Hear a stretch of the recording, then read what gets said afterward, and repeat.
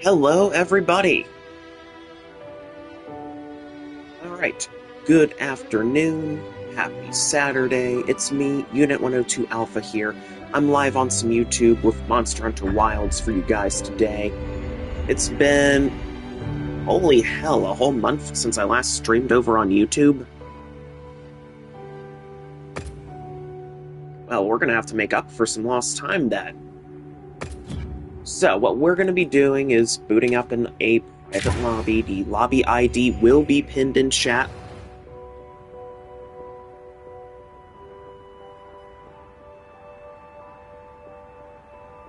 Now, wonderful thing about Monster Hunter Wilds, if you might not know, if you haven't played, it is that the multiplayer feature is cross-play compatible. It doesn't matter what platform you're on, PlayStation, PC, Xbox, doesn't matter. You can all squad up together. Hey, look, we've got Arch-Tempered Duna and Arch-Tempered Raydal. Do I hear an Arch-Tempered New Udra on the horizon? Probably. Alright, so the Flam Festival is going on, Festival of Accord. Looks really nice.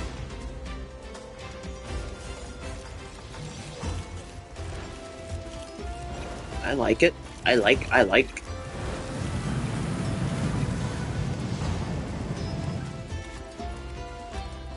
Man. Oh wow, so the cats even turn into little fire creatures. Okay, that's cool.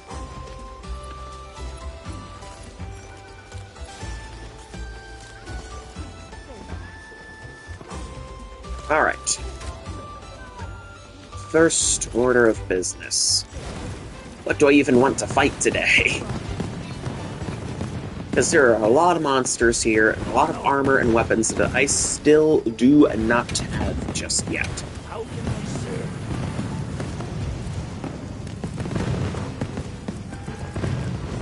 And it's armor and weapons that, at some point, I would love to have.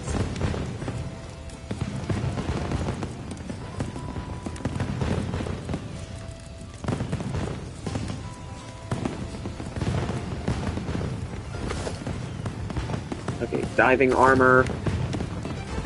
Hey, welcome, Tough Bunny. We stopped Twitch. No, I just felt like doing something different today. Welcome, how are you doing today?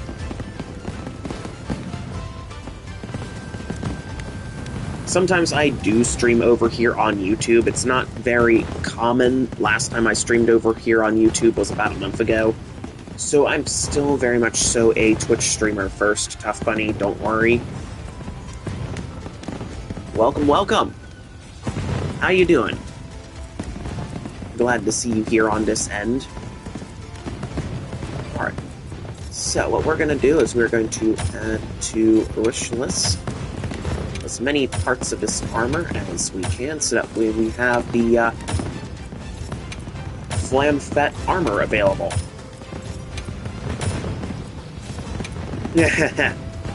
Man. Oh, I can understand. Fair point. Fair point indeed.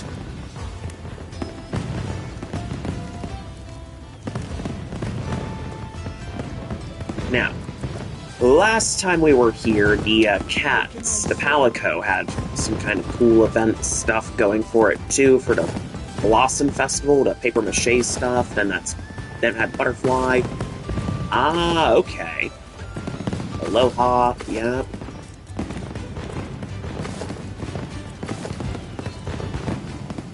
Okay, so that's the armor, okay. I kinda like that. Should I begin? But I'm a little more partial to Watch my Lend me a robotic RTN. Yes, sir.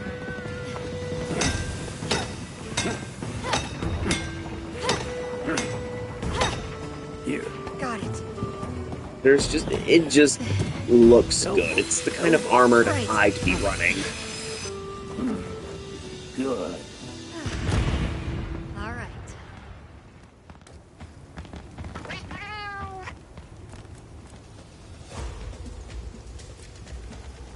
Another satisfied customer.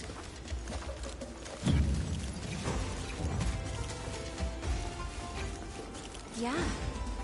Alright, so we're just going to be doing a lot of event quests today by the looks of it. So, this means that we're going to be doing Pick Your Poison. That seems like a good one. Oh, putting up a stink. I haven't done that one yet. So that one's Raffian and Congalala. We don't like Congalala here.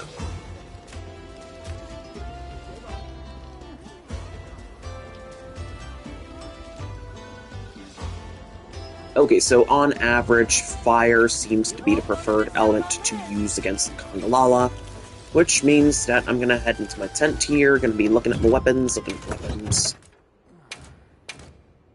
So I'm gonna need dragon weapons to just trash Raffian.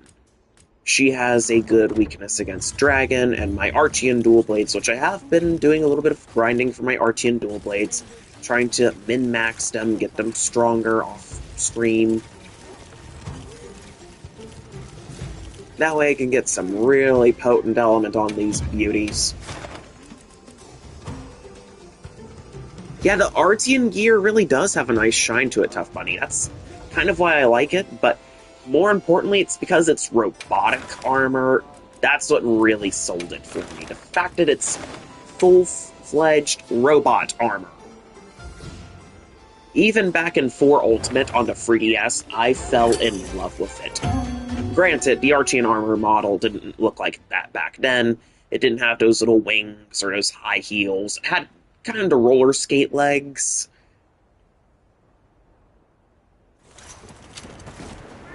Have everything? But the chest armor, the head armor, looks exactly the same. Find something useful.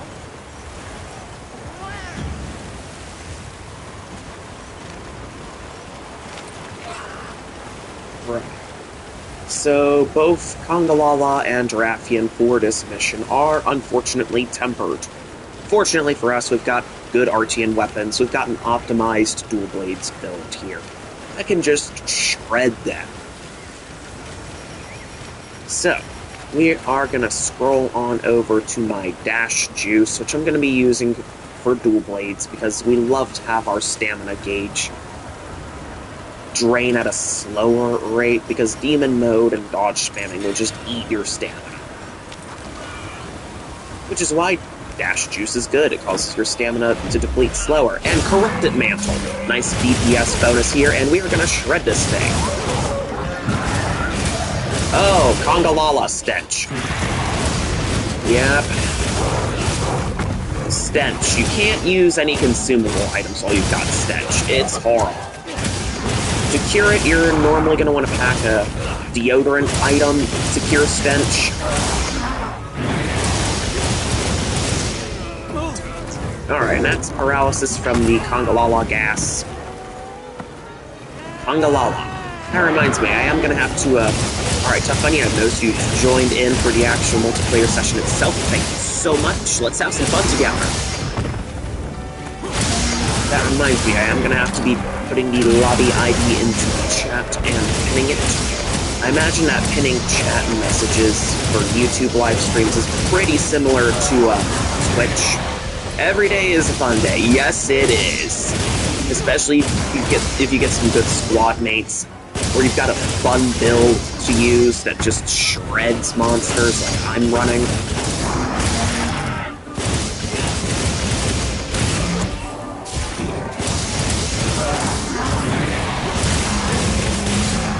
Boom! Look at that. That is just awesome.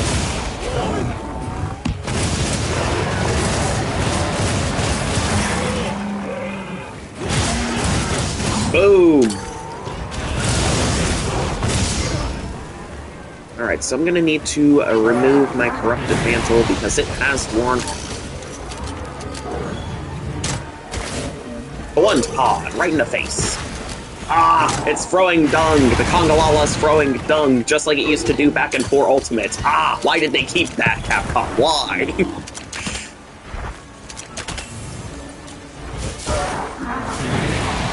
Why, Capcom? Why did you keep Kongalala? Why did you bring this abomination back?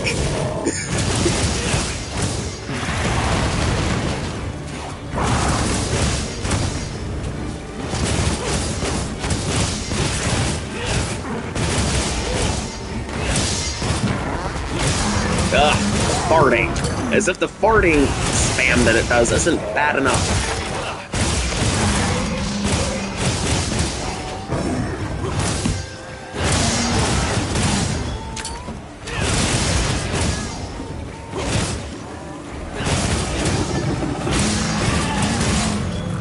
Alright, Kongalala's about dead. And hey, look, Rathian decided to tag in. Now she's here. She must know that she's next.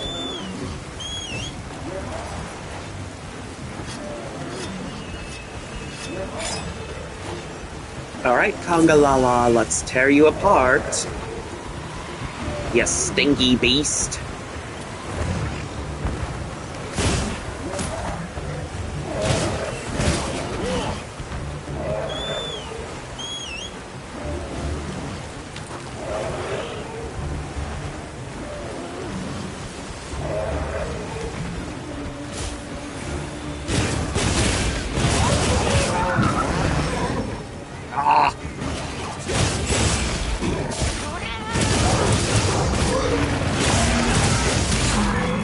Do I happen to know the zone for Gracium? Gracium's up on the Ice Shark Cliffs. I had to farm for it to make the Artian armor. I did a whole little tutorial video on how to get the Artian armor over on this channel. It was part of my Twitch stream. I did it was a whole thing. But yes, I do know the zone for Gracium.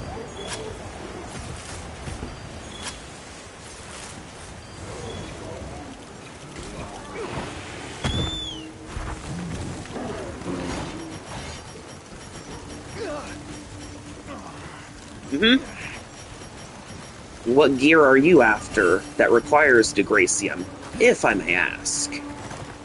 Are you, by chance, also after Artian armor? Because I have to admit, the Artian armor just looks awesome.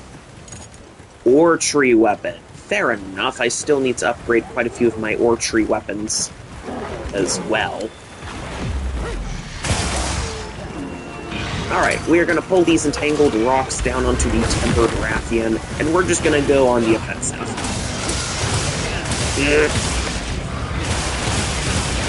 And now she's angry. We are going to perfect dodge through that, activate Adrenaline Rush, and the upgraded Dual Blades mode. Here we go, here we go. Yeah! Shred it!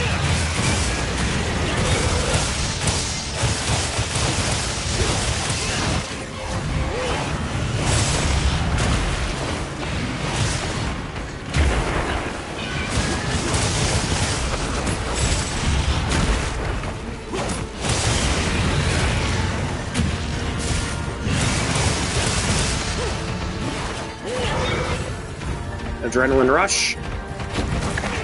Oh, I just completely botched that dodge function. Oh well, doesn't matter. Dragon, dragon, dragon, and boom!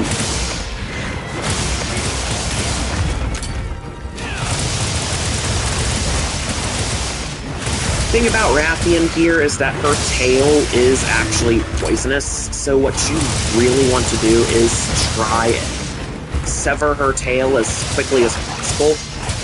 Some entries, it does prevent her from poisoning you with her tail attacks. Other instances, it just, it shrinks the effective range of her attack. She can still poison you if you get hit, but you get more breathing.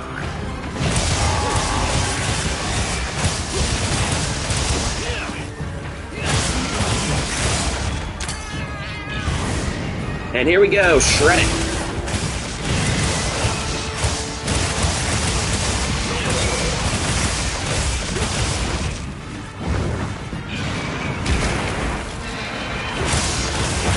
Yeah, there goes your tail. Just like that, okay? Oh no, you don't. You are not escaping from me, Rathian. This is where you die. Or at least I think this is. Oh wait, no, she just flew away. Oh well. Doesn't matter. Okay, we've got an angry little fish monster thing attacking us, interrupting the tail carve. So we're just gonna kill it and get some materials from it. Gagios, that's what it's called. They're called Gagios. Alright then.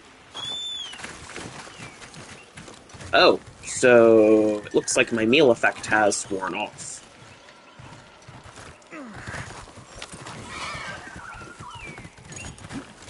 Alright, fine by me. I'll be alright with that. Alright, did I bring barrel bombs with me for once? Survey says no, I did not.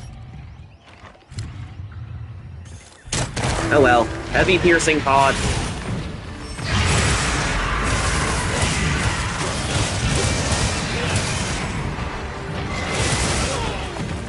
Dodge. Dodge and spin and dodge and spin and left wing broken. And look at that, Rathian has been shredded. 2 timber monsters just obliterated. Why, thank you, Alma, for the compliment. Our handler is always so nice to us. This thing's a trove of new data.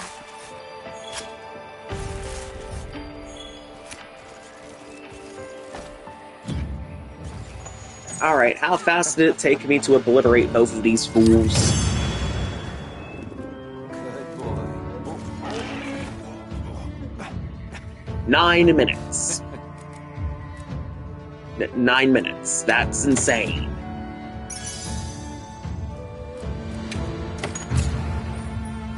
And hey, look, we've got some Artian weapon parts out of that, too. Not very strong ones, mind you, so we probably won't be using them. Come on over.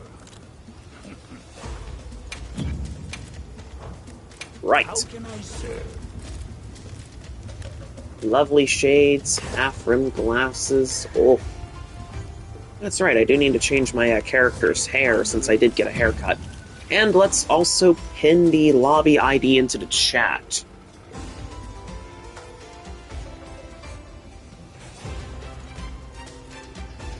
YC7MR9HJ, and it is case sensitive.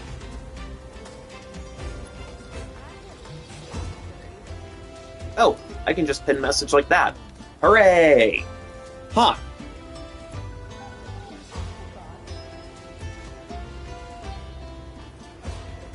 Alright. That's actually pretty good.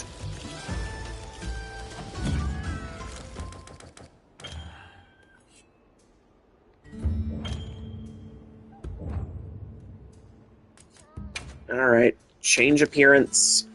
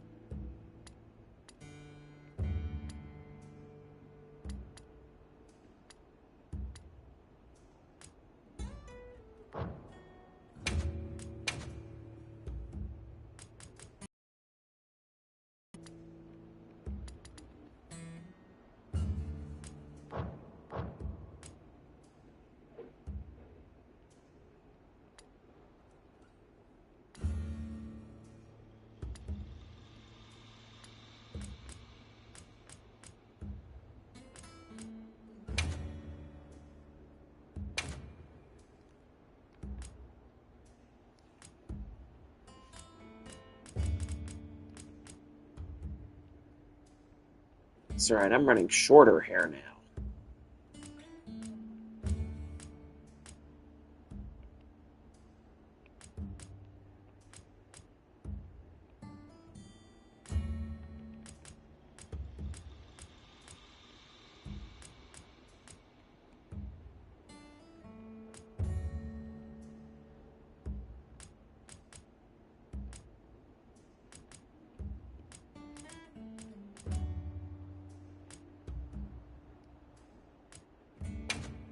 Okay, that one looks pretty decent.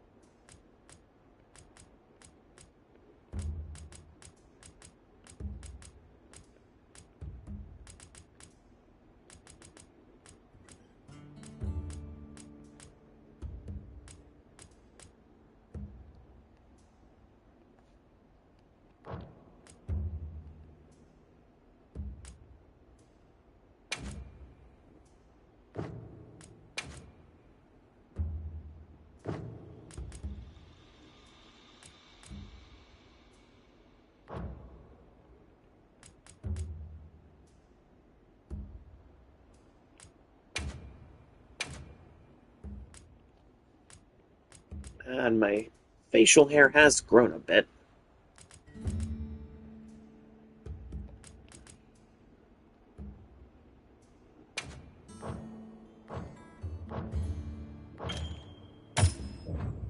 There we go. Nice and updated. Not that it matters with this heavy robotic armor that I'm wearing.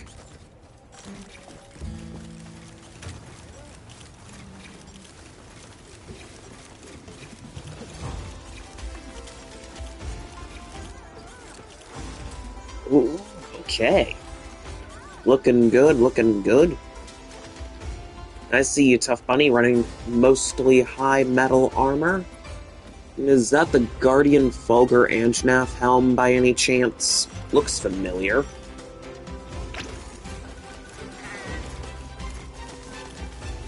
Glad you could join on in. Thank you so much for joining in. Let's bash some monsters together.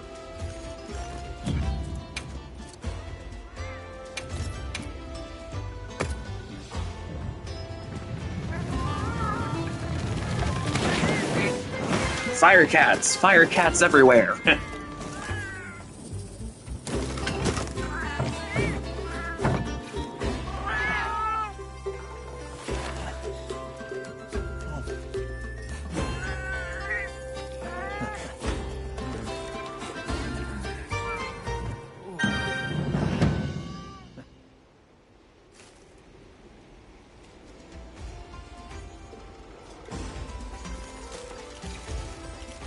Right.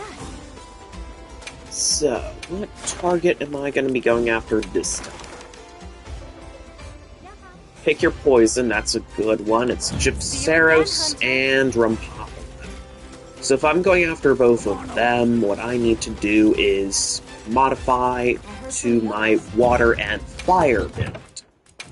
All I have to do is just swap to my water dual blades and boom, we're ready to rock.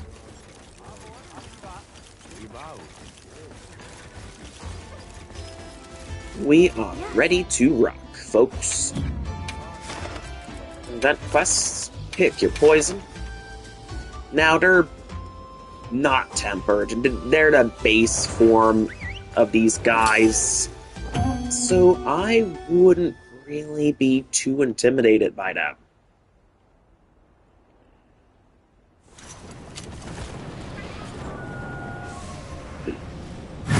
Well, let's be on our way.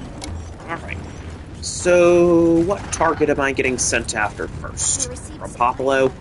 Don't let them go to waste. Yep, I'm being sent after the Rumpopolo first. Hooray, I can shred Rumpopolo easily.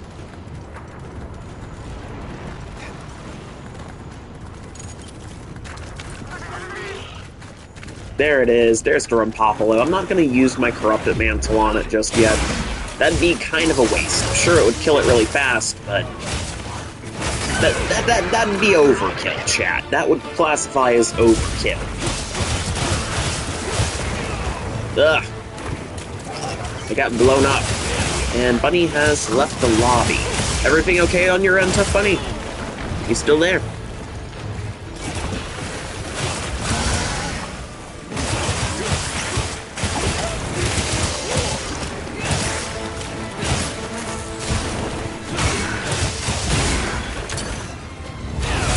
Weird DC. Is your internet connection alright?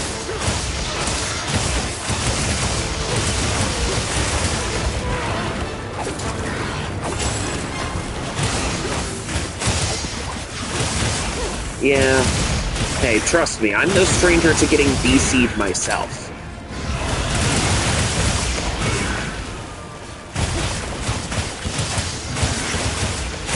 And accelerate.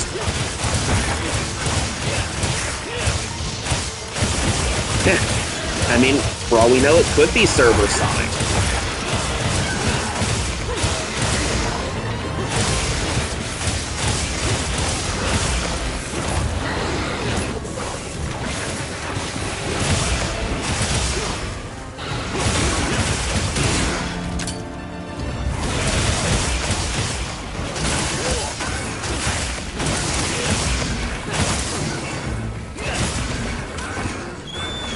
Look at that Rumpopolo just running. It stands no chance.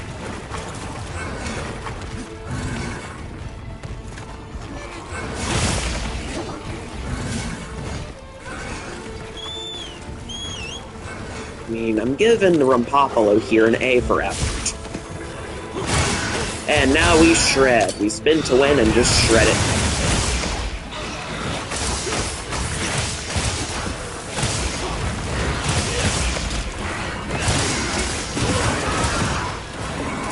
Welcome to the party, Bunny! Running hunting pool. Ooh, is that the Zoshia model by any chance? Or Guardian Arkfeld? I'm gonna have to get a better look at it. Good hunting horn model, though.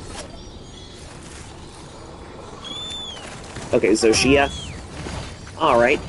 So I'm swapping to my fire weapons. We're gonna engage Gypceros now. Oh. Oh, it's been knocked over. Then let's aim for the head and capitalize on the momentum. Because we don't want this thing to get up and blind us. We do not. Alright, it's currently fleeing to a new area. Not that it matters. I mean, in the next few seconds, it flying to a new area is not going to matter. Because A, we have the Sacrets that we can mount up on to give chase, and 2, high damage output.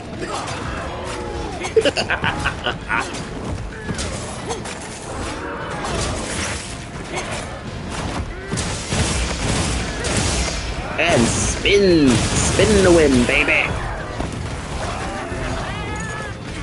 Alright, and demon mode, we need to destroy the head. There we go, no more bright flashing lights from Gypceros to stun us. And hey, would you look at that, it's procced Agitator now.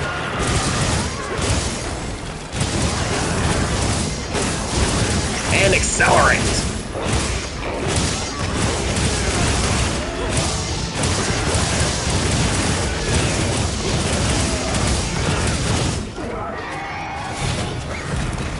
It's trying to play dead.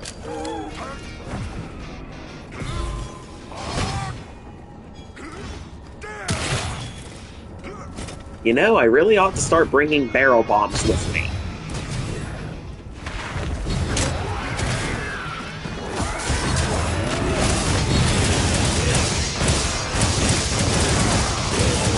And Agitator's procced again. Oh my god.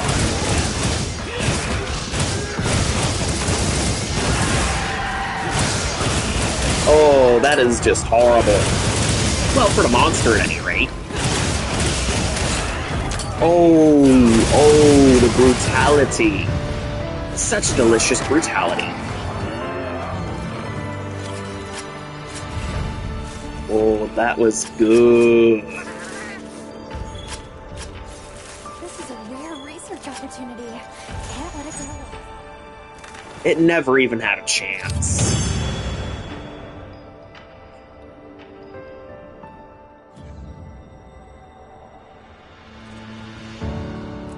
Five minutes. 5 minutes. That's essentially all it took. We can highball it to 5.5 minutes, 5 minutes, 30 seconds, because 5 minutes, 23 seconds, yeah. But still, that's a good highball.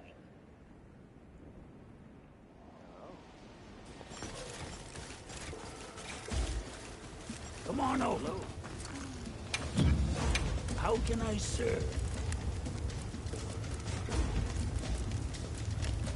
Flame Fett tickets. There you go. Should I begin? Watch this. Lend me a hand. Yes, sir.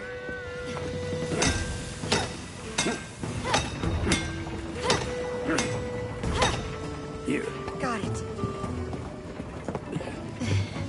Elbows. Elbows. Right. Good.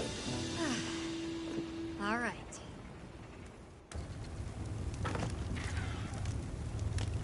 A sage. Watch this. Lend me a hand. Yes, sir. Oh, so I can just do that quest over and over again and farm the diving armor, so I can just have that in my inventory, and Also available is the layered armor, too. That would be awesome. Right. Good. All right. Hooray! Oh, that's good, though.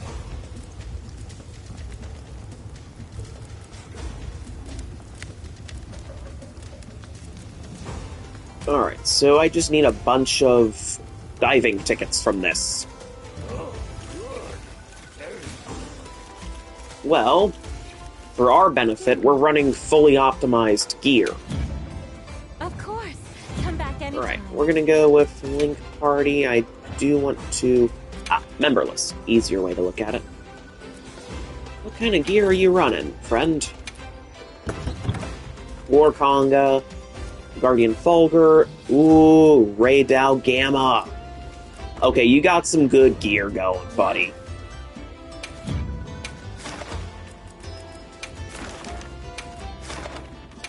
You got good gear. He's good. He's a very good.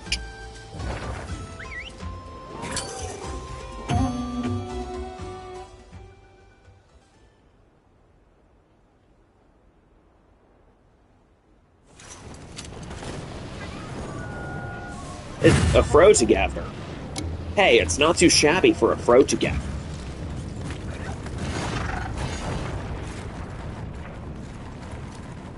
I mean, it's got some good potential. I was looking up optimized dual blades build. I came across one that Game 8 put together. And so far, this build works essentially as they advertise it. It's got good elemental damage, good crit rate. So it's been living up to the hype.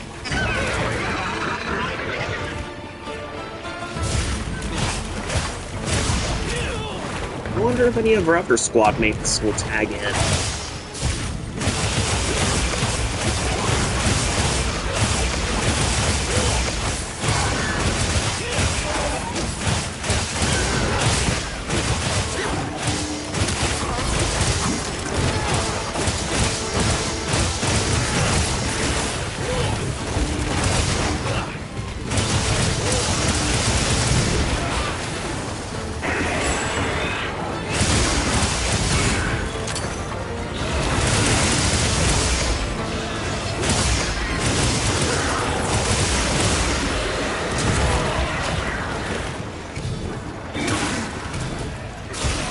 Alright, getting close, and accelerate.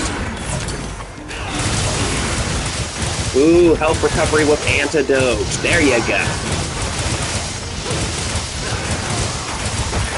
Oh, tail broken. Adrenaline rush is gone, but it doesn't matter. We're in the spirit of the shred, yes! Yeah! That's what I'm talking about.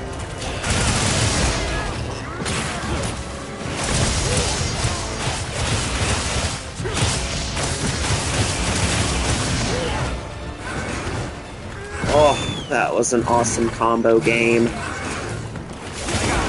Oh, and a mount.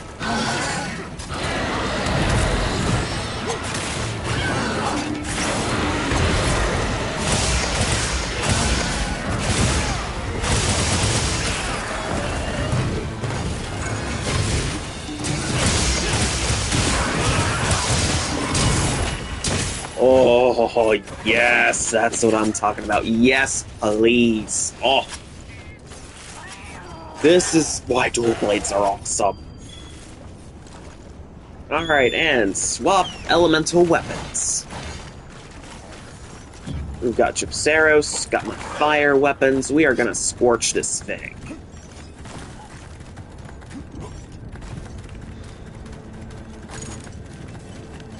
Hey look, Gypceros is, well, flying to the other area now. Hey look, that's where it once was, and it's about to fight Rathian again. History repeats itself. And Bunny with the mount.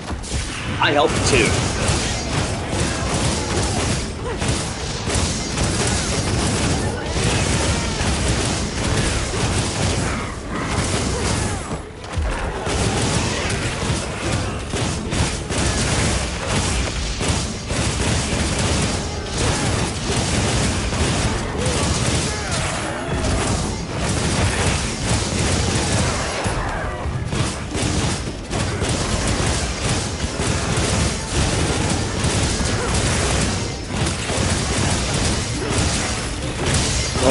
I love that overdrive. Yeah.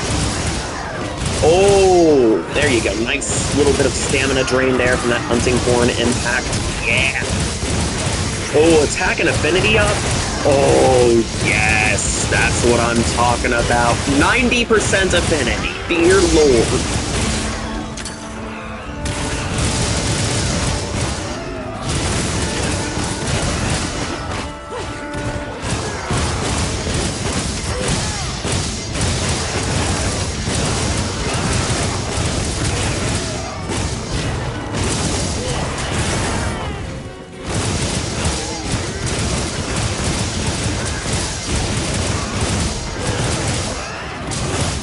It didn't even get a chance to play dead. Dear Lord. That is entertaining.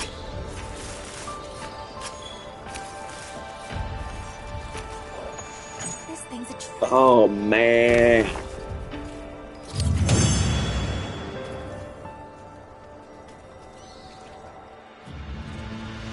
That was 4 minutes and 41 seconds. That's even faster. Okay, that Hunting Horn buff with the critical element and raw attack up. Yes, please. Because thing is, with my dual blades, the specific blade type I'm running, I've already got the, look at that. My current affinity with these blades, 25% critical hit rate, 310 fire element. But, most importantly is that critical element. I've got crit element on it, so, yeah. Good looking out on making sure that you help basically maximize my elemental damage with that.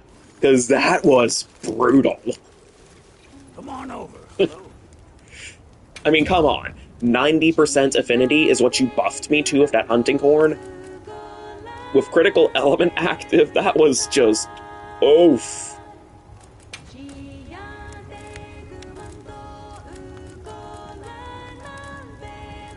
I'm shocked that there are any monsters out there that aren't just cowering in fear at the prospect of such a thing.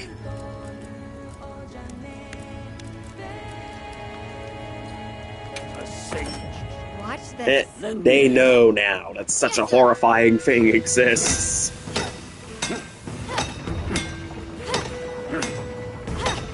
Here. Got it. Elbows. Elbows. Right. Good. Alright, we got a good squad going then.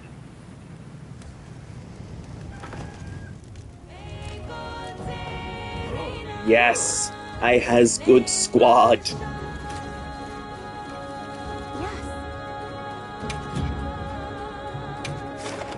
Of course. Oh, the diva is doing another voice of prayer.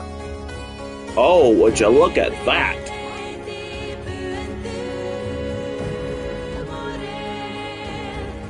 Ooh, nice, pretty red plants at the stage this time. Ooh. Get a load of this, chat.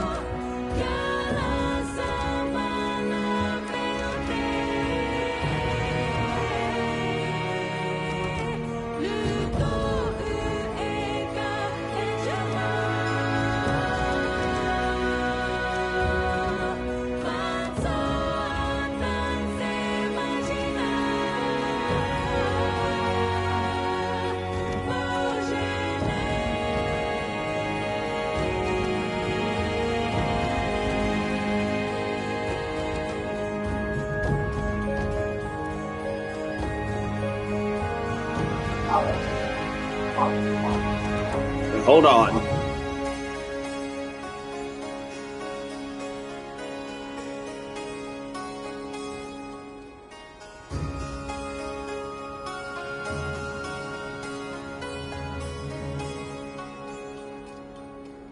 Alright. I think everything's settled down. Had to mute my mic for a second because my dog was barking.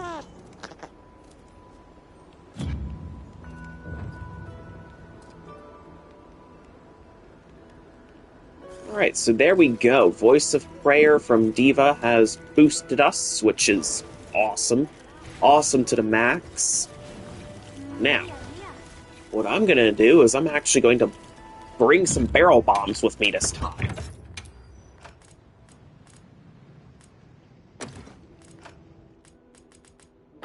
There we go, barrel bombs. Because yes.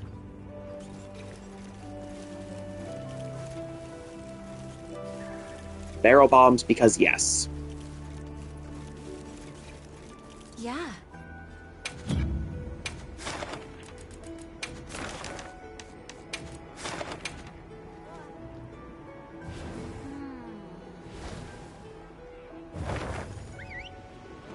Alright, here we go. Do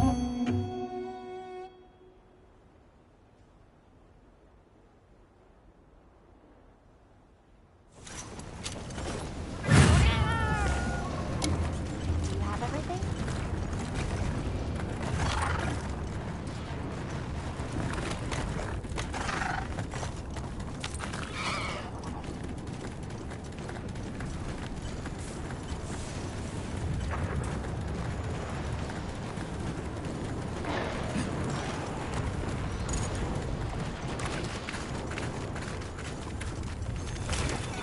Alright, and there's target and sneak attack.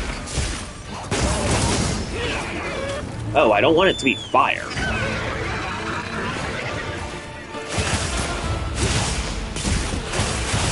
I need it to be water.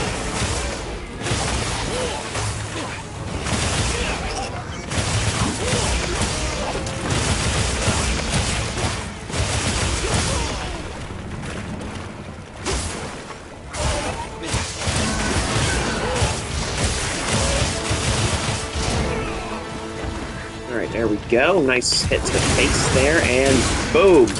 Wound destroyed. Alright. Attack up and affinity with Agitator. Oh, that's gonna get destructive.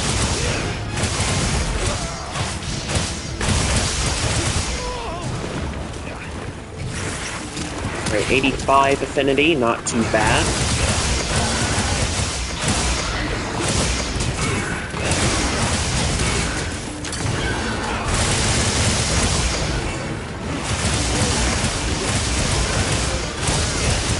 And overdrive.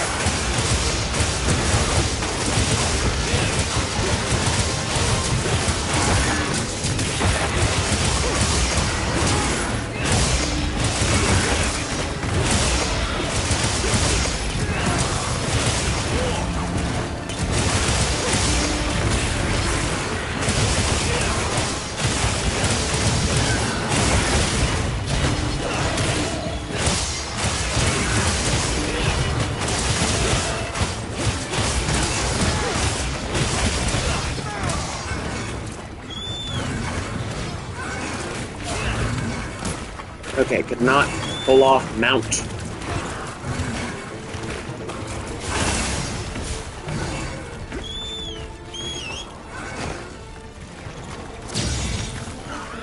Flash bomb did not work.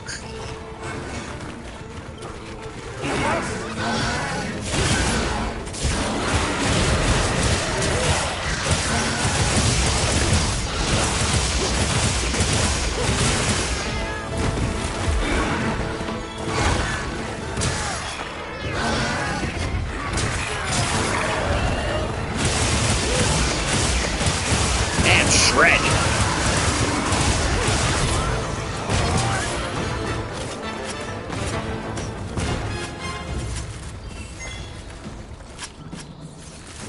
Nice shred there.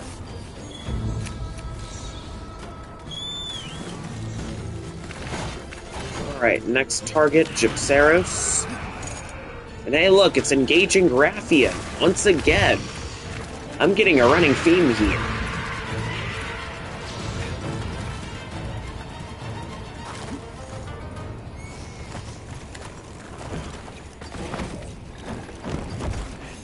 And sneak attack, sneak attack, sneak attack, sneak attack! There we go!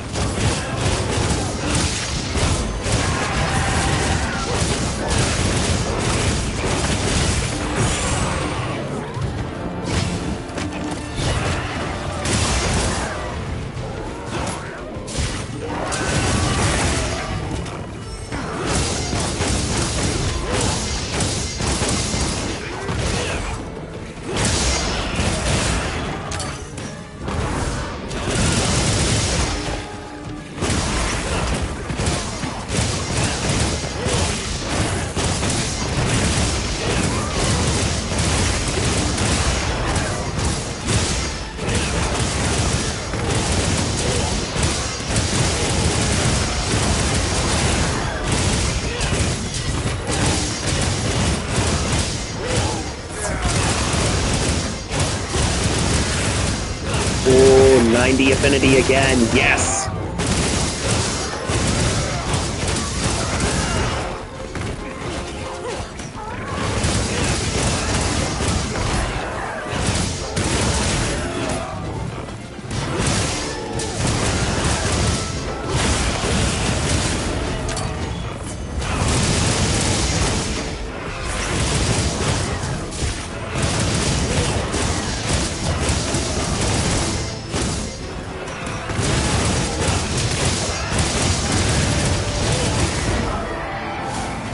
And I didn't get a chance to play dead again either.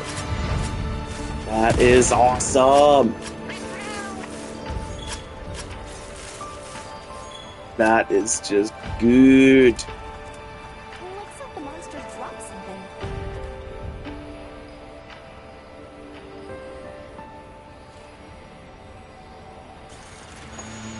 How fast was that?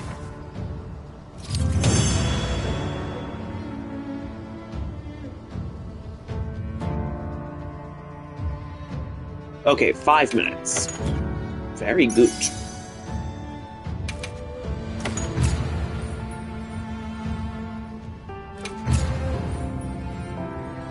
Hit him where it hurts, yep. That's what you gotta do, just hit him where it hurts.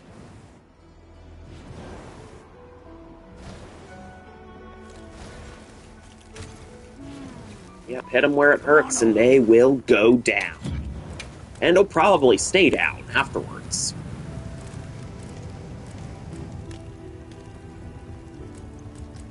Can I proceed?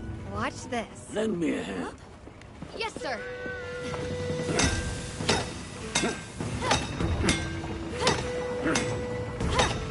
Here. Got it. Elbows, elbows. Right. Good. All right.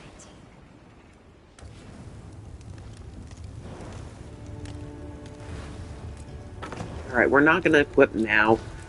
I just want to finish out getting the rest of this set, and I'll get it from my cat, but I also need to be looking at some of my weapons as well that I have not gotten yet. Longsword. Classic longsword.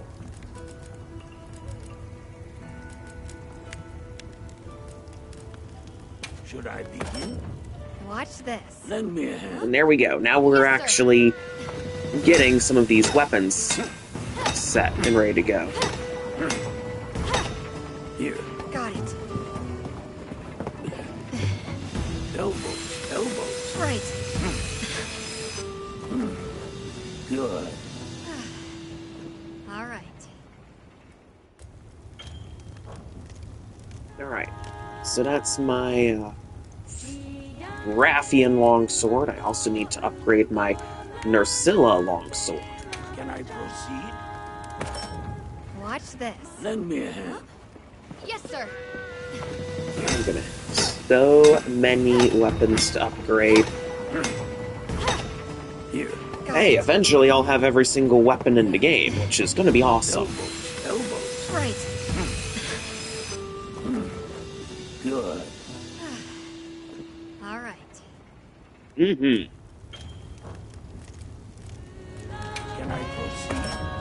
Watch this. Lend me a hand. And I'm gonna have every single weapon upgraded to the max. And it's gonna feel good, All chat. right.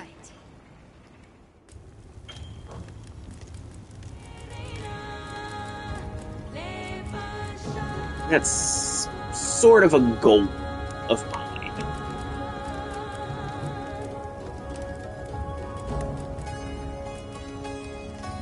If I can get my hands on every single weapon in the game, I am gonna be a happy boy. Watch this. Lend me a hand. And then I'll sit down and count every single weapon in the game. Here. Got it. Elbows. Elbows. Right. Good.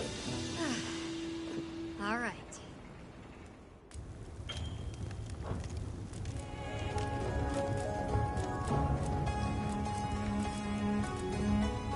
Should I? Mizu Longsword, Watch popular this. choice. Let's get that. Yes, sir.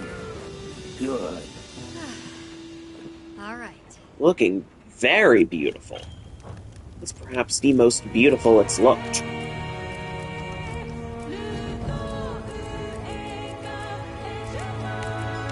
From Popolo, Kiribami, more good stuff, and there's Clematrus.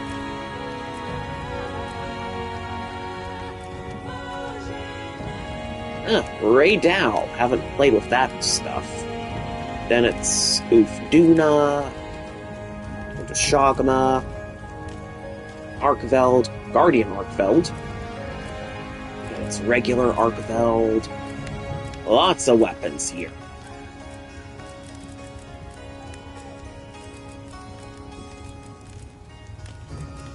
Okay. I never quite realized just how many weapons are in this game.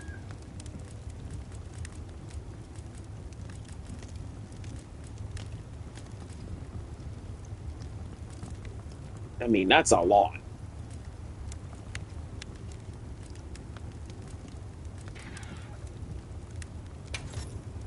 Alright, give me Lollaparina Watch Longsword. Lend me a hand. Yes, sir.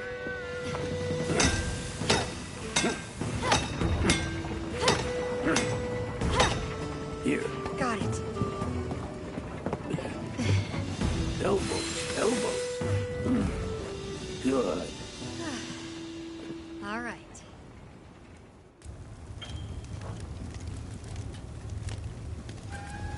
A sage. Watch this. Now, thing is, I don't use Longsword, All right. but again, I just want to have all of the weapons upgraded. Got a collection, Should I be gone? you know? Watch this. Lend me a hand. Yes, sir. I mean, it feels nice to have a collection. Work on that collection. Here. Got it.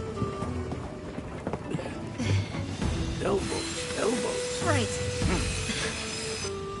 Besides, Good. it'd probably be pretty cool to, All right. Hey, welcome, D-Cross. How are you doing? Glad you could make it. Alright, now, let's get this Gormagala Longsword. Watch this. Lend me a hand. We are collecting everything. Good. Alright, good to hear that you're doing good. Me and Tough Bunny are beating up some monsters together. The two of you should say hello to each other. Yep. Clematrus, Rompopolo, Kiribami. So many longswords. Sage. Watch this. Lend me a hand. That's right, I do need to Yes, sir. upgrade my great swords and my insect glaive. Might bust out Switch Axe. Here. Oh, and Charge Blade. We've always got Charge Blade. Elbows. But I'm running that optimized dual blades build, and it just, Good. oh. And also, thank you for sharing stream, but yes. Optimized dual blades. This thing. Should I be? I'll give you guys a rundown of this build. Yes, sir. Hey, welcome, Chase the Cat Girl. How are you doing? Alright, we're getting quite a good turnout today, chat. Good turnout. Elbows. Right. So, let's get another longsword model upgraded. All I'm not really going to be using the Rumpopolo weapons. I don't really use the longsword. Not a weapon that I main. Should I begin? Alright, good to hear that you're doing fantastic. Good to hear everybody's having a good time. I hope you guys enjoyed this show so far.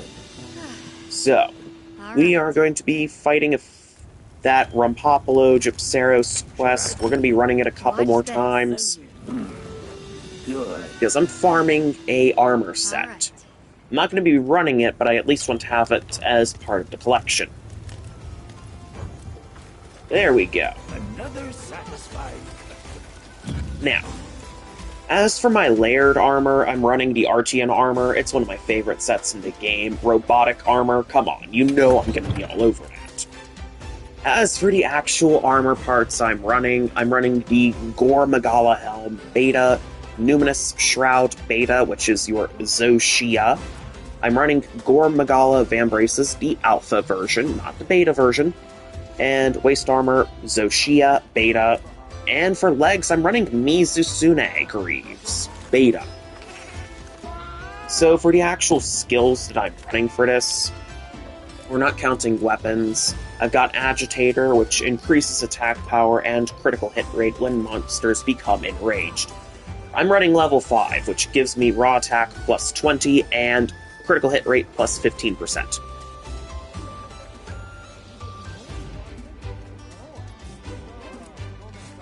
Alright, then we've got Burst. I have not. Alright. But yeah, Burst. Burst was one of my favorite skills back in Rise Sunbreak because it's a good DPS skill. It incentivizes you to just stay aggressive and keep attacking, because, as you can read, continuously landing hits gradually increases attack and elemental attack. Since I'm running 5, I hit 5 times for a huge stat boost. Since dual blades are an elemental-based weapon, you'd want something like that to maximize your elemental damage. Coalescence. This one marries well with the Gore Magala set. I also run it with my chaotic Gore Magala build that I ran back in Sunbreak, my big Berserk Strife build. Temporarily increases elemental attack power after recovering from blights or abnormal statuses. When active, grant large increase to elemental attack and status buildup. Antivirus. This is another good one. Once I'm infected with the Frenzy Virus, yes, the Frenzy Virus has come back yet again. Whenever Gore Magala shows up in a Monster Hunter game, the Frenzy Virus comes with it. It's a whole nasty thing. But you can use it to your advantage. So if I get infected with the Frenzy Virus, my health will slowly drain, but landing attacks can cause me to overcome the virus and purge the infection. An antivirus here incentivizes me for doing it even more. I greatly increase my natural recovery rate, and I get plus 10 critical hit rate if I cure it, which is awesome. Constitution. This is a good one because it reduces fixed stamina depletion by 20%. Good for dual blades because dual blades are a very stamina-expensive weapon. Evade window, another good one for dodging. Adrenaline rush. Nice little raw attack boost by 10 if I time my dodges right. Gore Magala Tyranny that infects me with Frenzy when against large monsters, which helps with Coalescence. Yep. There we go. So, enough of me rambling on about this build that I'm running. Let's go and actually fight some monsters, shall we? So we're going to keep farming, pick your poison. I am going to use a lucky voucher to boost my rewards. That way I can get a little bit more rewards out of completing this quest.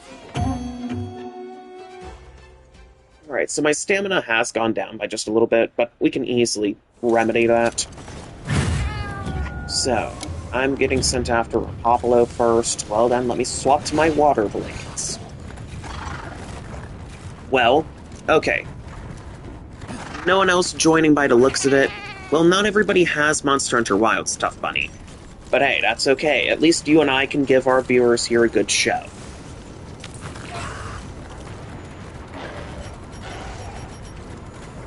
Alright, Dash Juice. This is going to help me recover my stamina, but It's also going to help slow down my stamina depletion, which is really going to help with my dual blade setup. Water weapon to exploit Rumpopolo's weakness to water, so that way I can just shred it faster. And perfect dodge, there you go. So now I have Adrenaline Rush active, and my dual blades are even enhanced. Doesn't matter that I got knocked back. Okay, if I had Resentment skill, that would have actually been perfect, because I would have been left with red health, which means raw attack buff whenever I have red health in my gauge. And that was broken back when I was running my Berserk Strike build in Wilds. Well, not Wilds, Rise Sunbreak. I'm gonna have to stream Monster Hunter Rise Sunbreak for you guys, so I can show you guys what Berserk Strike does. It's awesome. Alright, good Hunting Horn buff from Tough Bunny there. Thank you, thank you. And accelerate.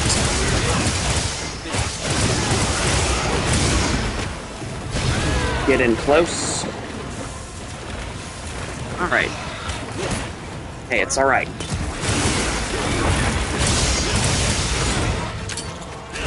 Now here we go. Rumpopolo's down, shred it.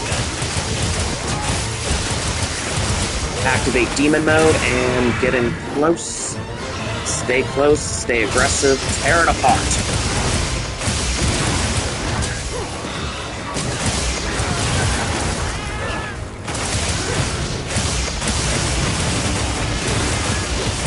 Oh. That's sad to hear.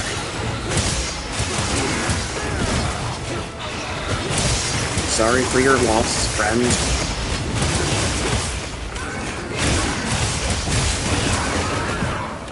Alright, and Rumpopolo has been destroyed.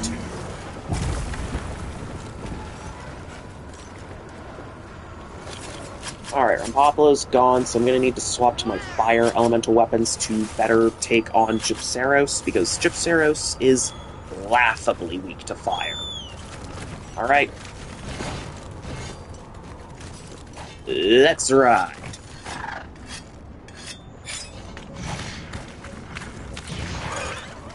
And there's our target. Like always, I'll place the items I gather in your field pouch. Oh, I was gonna sneak attack. Oh well. So we're just gonna shred it now. Okay, got it.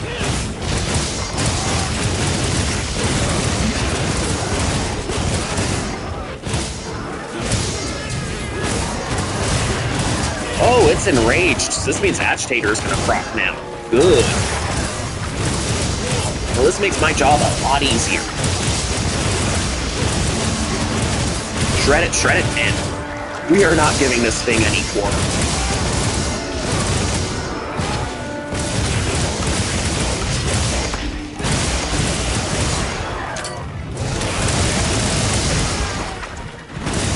Well, we've got Raffi, and she is not happy to see us. And, hey, she poisoned the Gypceros for us, that's good.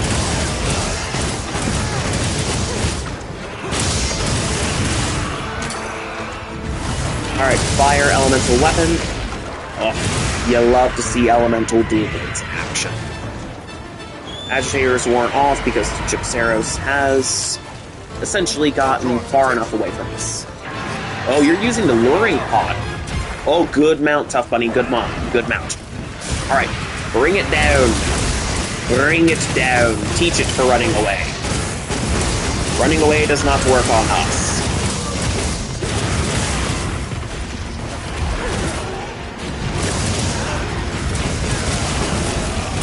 Yeah, Tough Bunny is in the lobby with me, and if either of you guys have Monster Hunter Wilds as well, the lobby ID is pinned in the chat, so you can join in as well. But don't worry about what platform you're playing on. It doesn't matter if you're doing this on PlayStation 5 like me, or Xbox, or PC. Monster Hunter Wilds is the first Monster Hunter game to actually feature cross-platform compatibility. Yep.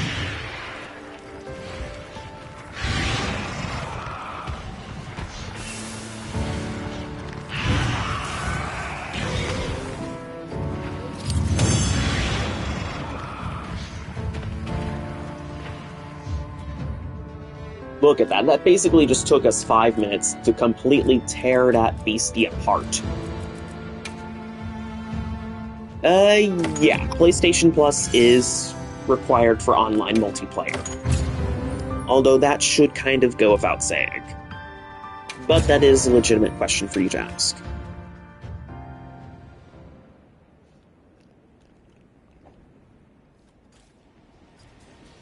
But yeah, here we go. Let's get more of that armor, shall we? You have any requests? And then we can fight something a little bit different. Something a little spicier.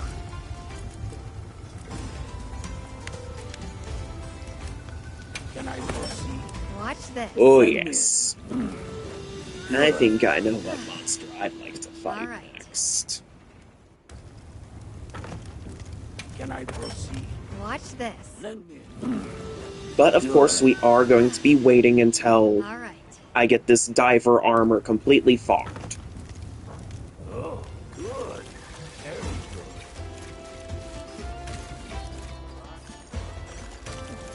Yes. Alright, so we're gonna do event quests again. We're gonna keep fighting this.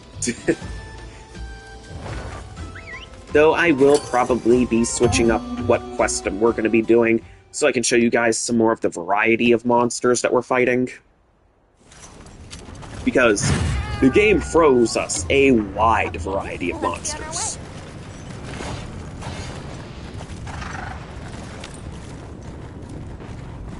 I mean, and it's some good biodiversity here that we get to fight. Actually, no, not even fight. Peacefully relocate to the afterlife.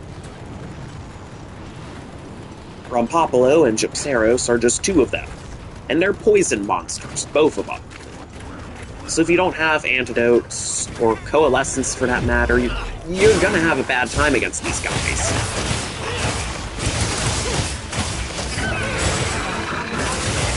Alright, Tough Bunny has joined in. We are gonna destroy it even faster now.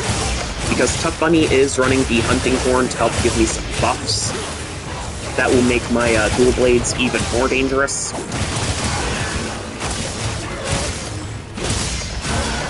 Oh!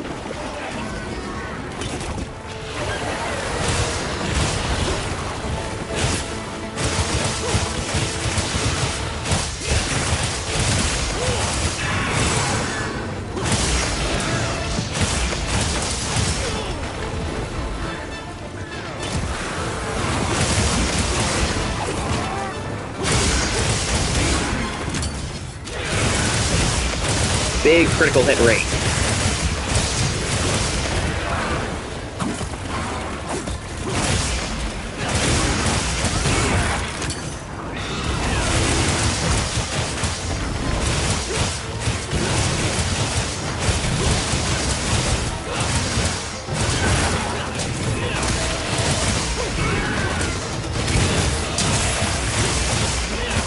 Oh, elemental attack boost. Yes, let's go.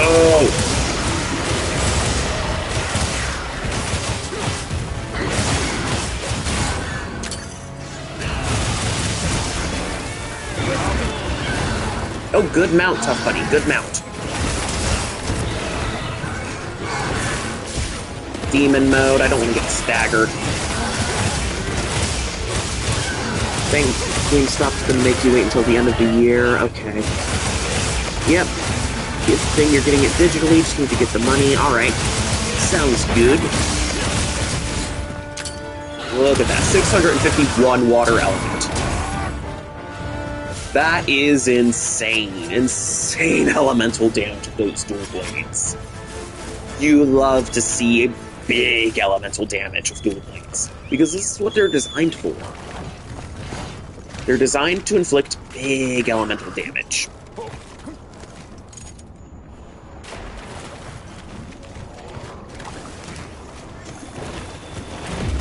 And sneak attack! Fire!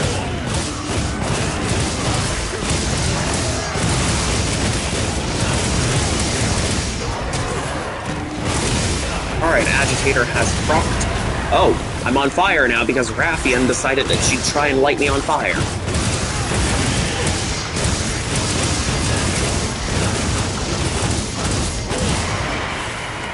Well, joke's on you. I am on fire, but that's not gonna destroy me.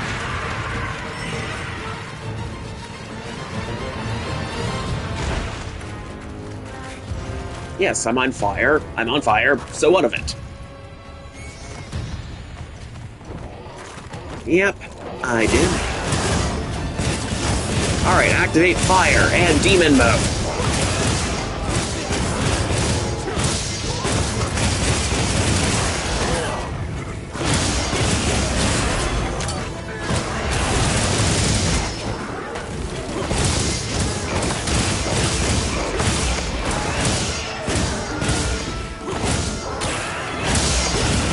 Alright, thing about Gypceros here is that it will play dead. If you deal enough damage to it, it can and will play dead. It did that back in 4 Ultimate when I first fought it and first met it, and it does that in Wilds yet again. This is one of those things where you can say that some things never change. And hey, look, speak of the devil, it's doing just that.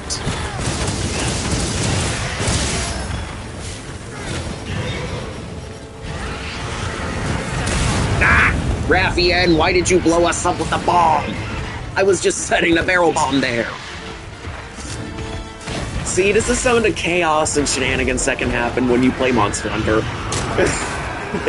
This is just a regular day, chat. A regular day out in the Forbidden Lands. Perfectly normal, I assure you. Yeah, happy birthday in advance. Oh man. And look, Rathian is still pestering us. She's in a bad mood. She's lucky I'm not running dragon elemental weapons. My pleasure, man, my pleasure.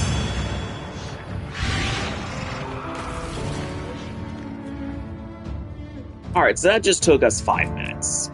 Again, that's good. Hey, we got small gold crown roll. Hey, that's good.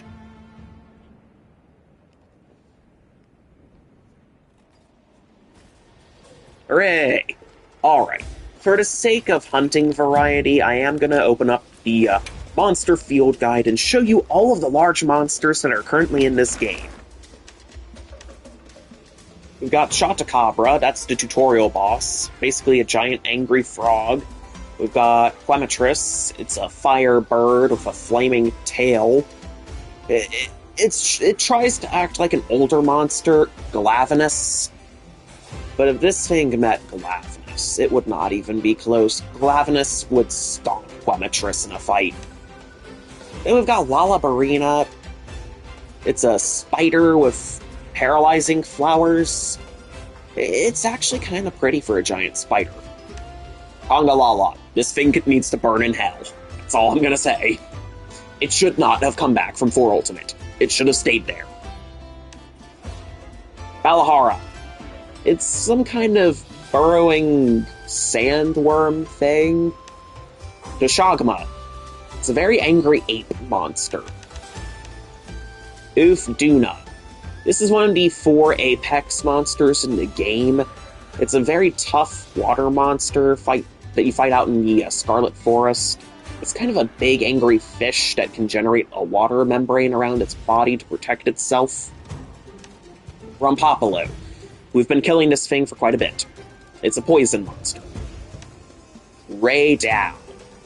This is another apex, and it was kind of really heavily promoted in some of the advertising, and also it was even featured in the demo as a fightable opponent. It's an electric railgun wyvern. He's good. Very good fight, strong opponent. You love to fight monsters like Raydal. Nursilla. Yes, the walking arachnophobia trigger from 4 Ultimate. Ugh. Hirabami. It's essentially just a flying kite. That's all it is. A Jarakon. Angry fire ape. It's like Rajang if it were a fire elemental, and not as dangerous. New Udra. This is the third apex monster. You fight it out in the oil well basin. It's a giant fire oil octopus. I'd say Monster Hunter Wilds. Monster Hunter Wilds is good. Maybe Armored Core 6. Those are the only two suggestions. Guardian Dushagama. Cool thing about Wilds here is that it introduced Guardian monsters. These are completely artificial life forms. I don't really remember, but you'll have to look them up on how much they cost on PS5, but yeah. Back to the Guardian monsters. These things are constructs. They're man-made. They're not natural. I affectionately nicknamed them organic robots. You have several Guardians. Guardian Doshagama, Guardian Rathalos, Guardian Ebony Odogaron, Guardian Arkveld, Zoshia, and Guardian Fulgur Anjanath. So in terms of Guardian monsters, you do have a bit of variety here. So the final apex here, Jin Dahad, it's essentially... So you know how some electronics have those copper heat sinks there to help cool them down? This is like a giant angry copper heat sink that's trying to kill you.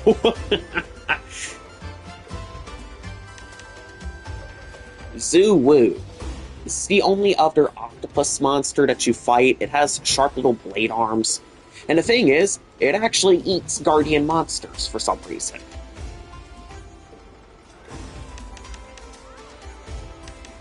Arkveld. Arkveld in general. This is the flagship monster for Wilds. It's on the cover of the game. It's in the cover art. It was featured heavily in the promos. It was even fightable in one of the demos. Arkveld lives up to the hype. This thing is horrifyingly powerful. But not as terrifying as Zoshia, the ultimate construct monster. Oh, and boy, does this thing have some serious lore behind it. Turns out, even if you kill it, as long as there's one cell of it left, it's gonna come back. It's gonna regenerate. And it's gonna continue its reign of terror and destruction. Because guess what they supposedly used?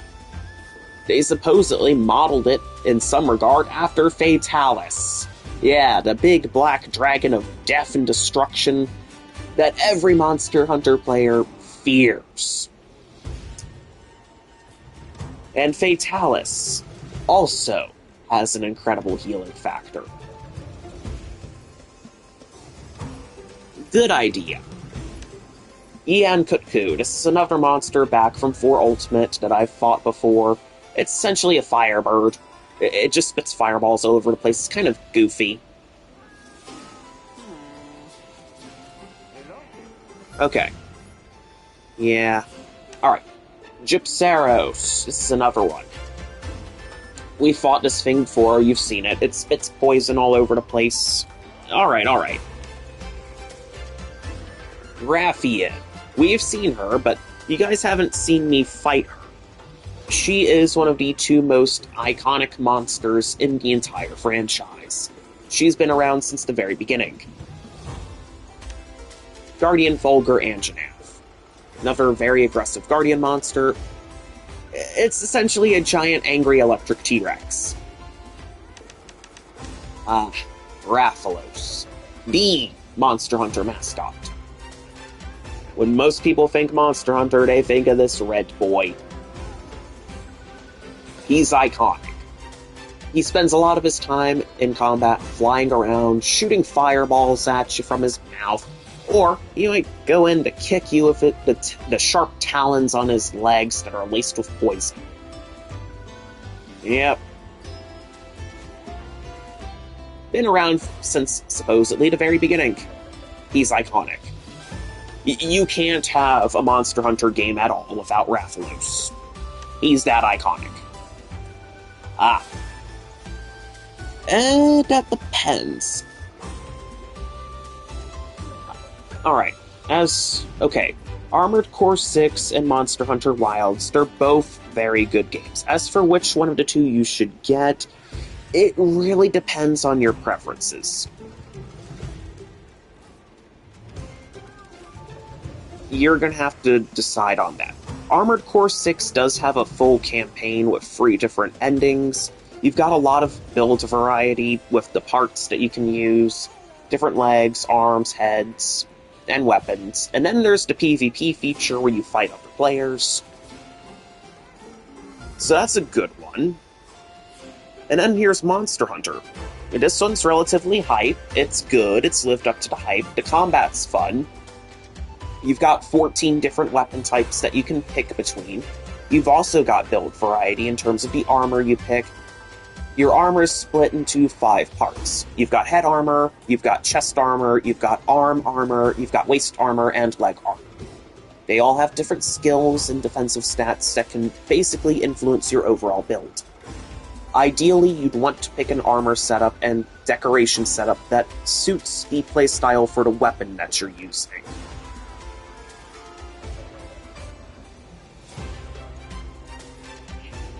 And there are so many different playstyles. Like maybe you want to pick a raw attack build, or maybe you want an element build, or maybe you want a status build. You got a lot of build variety. And Monster Hunter is also pretty grindy. But, back to rounding out the roster. Gravios here. This is one of my all-time favorites. Big, rocky, volcanic wyvern. It can actually swim through molten lava.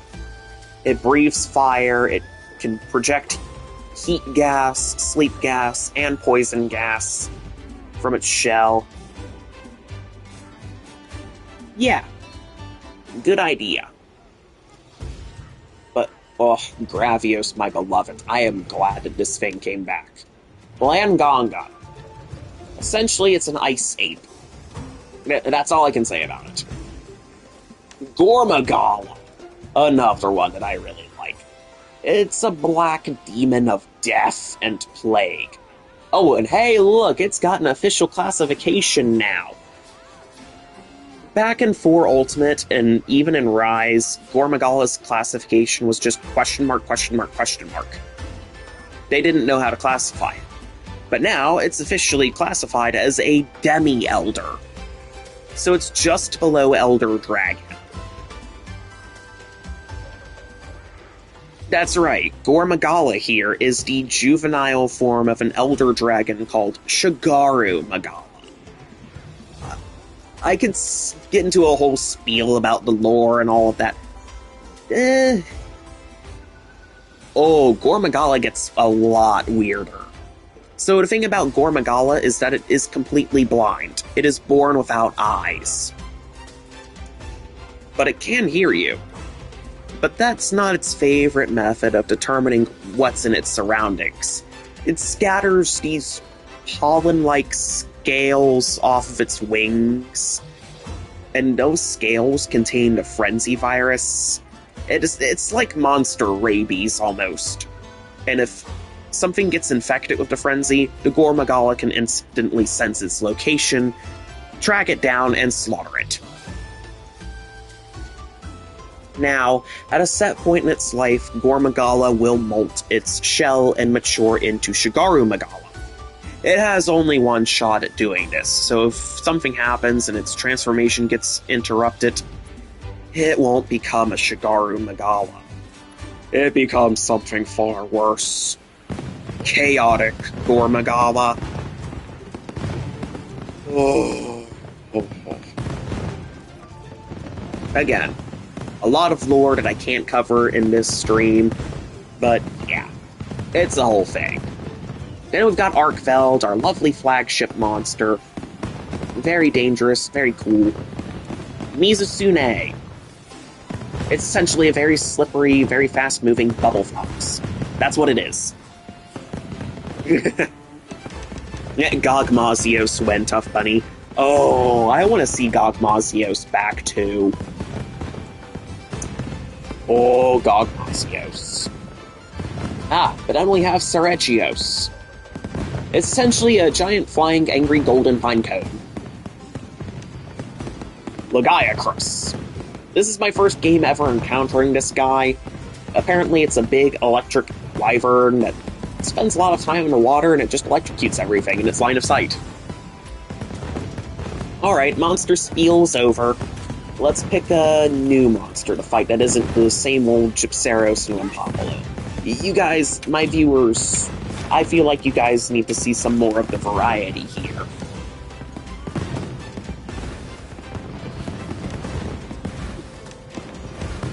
So, let's show you some of the variety here.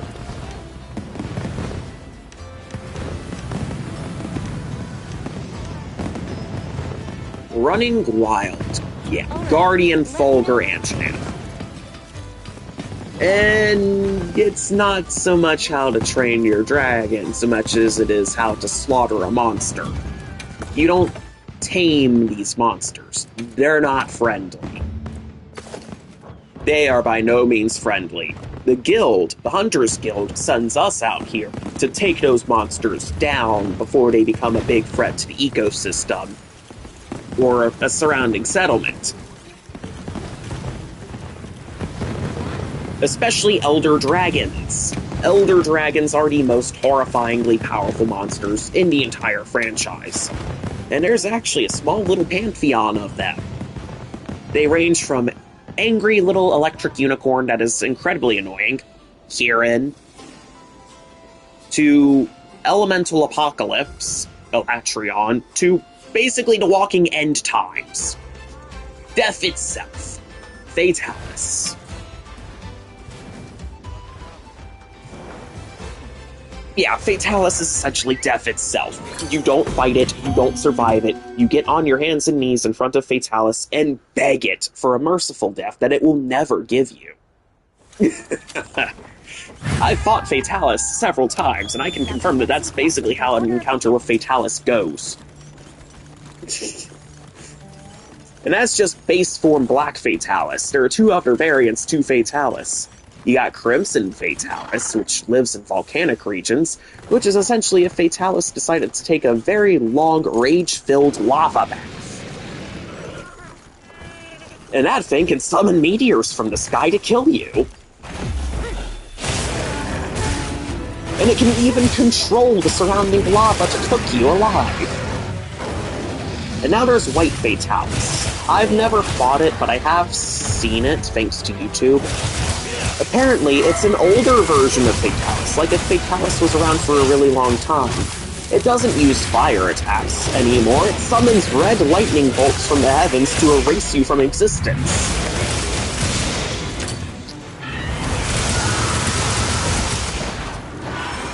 You do not bargain with White Fatalis. You do not reason with it. It does not feel pity, or remorse, or fear.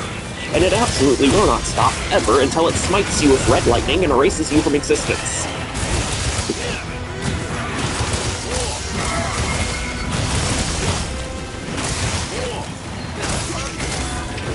That's Monster Hunter for you.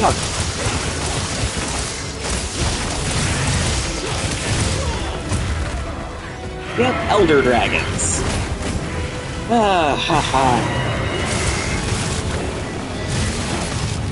And look at that. Look at Guardian Fulgur Anjanath go.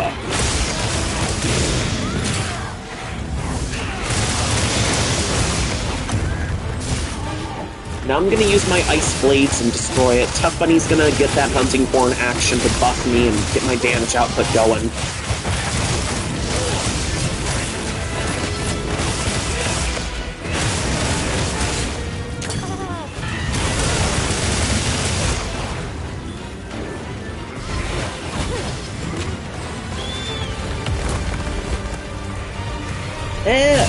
Well, the Terminator reference is purely intentional, but the Elder Dragons themselves are all strictly biological. They're not mechanical. Though there was a biomechanical super weapon in Monster Hunter lore called the Equal Dragon Weapon, and that was the straw that broke the camel's back for Fatalis, saying, alright, that's it, every human in the world needs to die right now. Essentially, you take parts from different monsters. Okay, in Monster Hunter lore, there was an ancient civilization. They had wonderful technological capabilities. But they got into a conflict with the Elder Dragons long ago. And they created the Equal Dragon weapon to essentially be their end-all be-all. Their super weapon. Their trump card. I'll draw its attention! So you basically took a bunch of different parts from different monsters, stitched them together to make essentially a Frankenstein construct, almost. That's how I can describe Equal Dragon. But the thing is, it had to continuously kill other monsters in order to remain operational. It had to kill to live. And you had to take so many lives in order to create just one. So Fatalis was enraged by that. Like scorched earth enraged. So what Fatalis did, in the course of one night, was incinerate the ancient civilization's capital, until there was nothing left. Nothing left but a ruined, burned castle that it would take as its home, as its lair.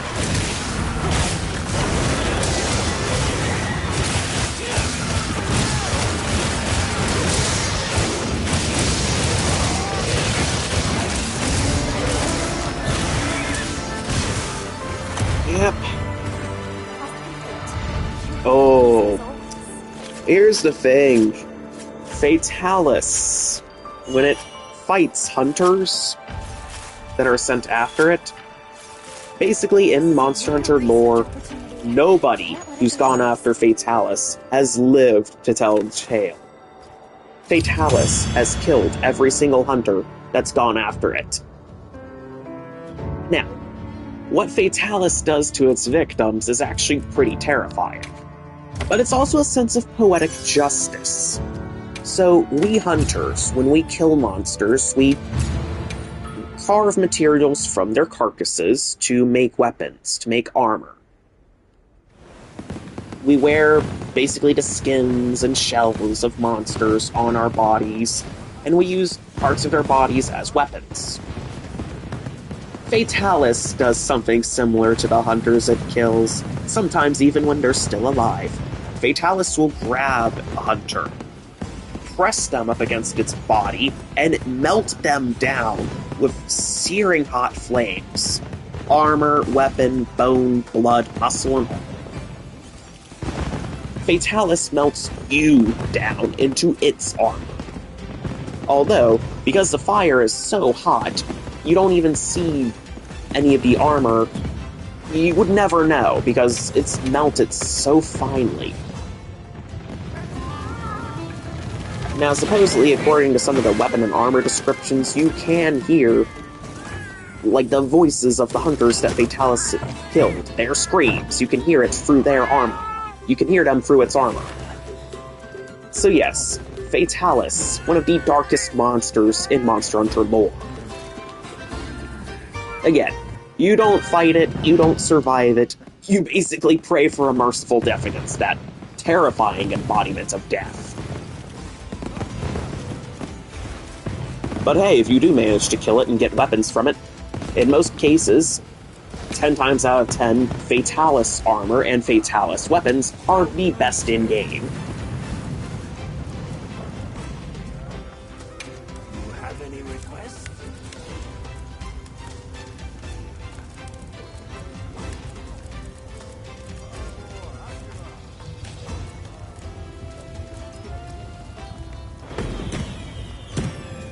Ooh, a tough Guardian bone, that's a good one. Safe wandering. Oh. Yeah, so one of the core things for Monster Hunter gameplay is that whenever you go out to fight a monster, you need to meal up. Because what you have there is a health meter, your green bar, and a stamina gauge, your yellow bar. Eating meals will help maximize both of those bars, but it can also grant you various buffs, like it'll help boost your defense, or maybe your attack, or help reduce the elemental damage you end up taking.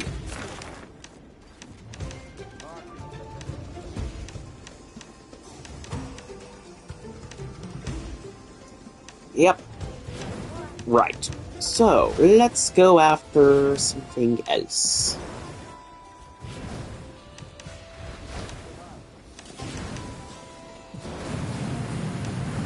Ah.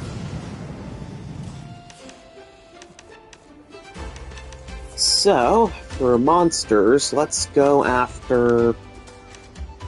I don't know. I don't know what monster I want to fight next, you guys.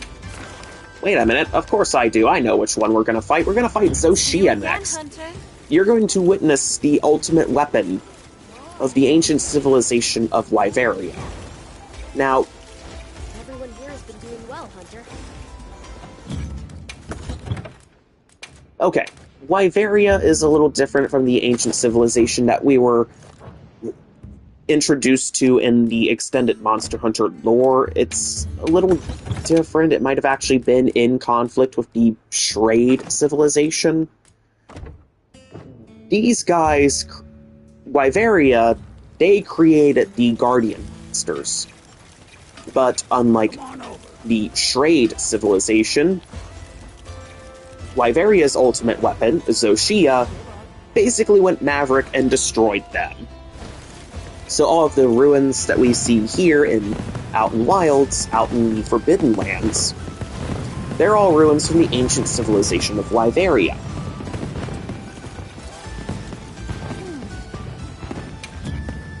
It's funny, both civilizations created an artificial monster to be their strongest weapons.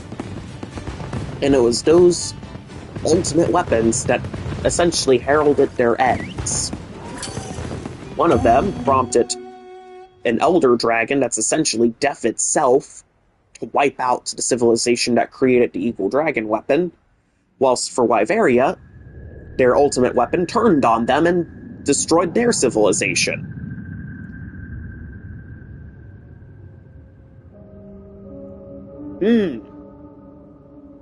Such a recurring theme here. Don't create weapons of mass destruction.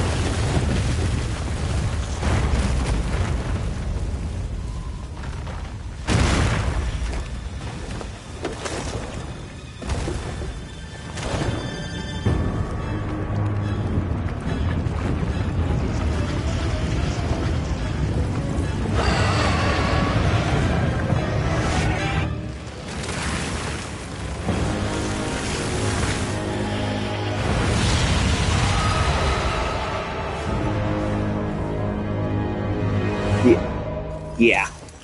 But yeah, meal effects, you need the meal effects to keep you alive. It's not to eat and drink the pain away, it's to eat and drink so you have a chance to survive against the monster you're fighting at all.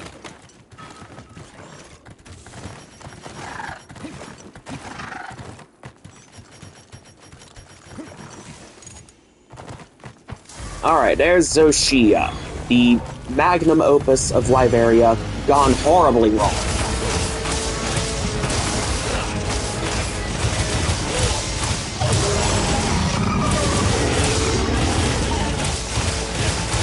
Alright, stamina regeneration.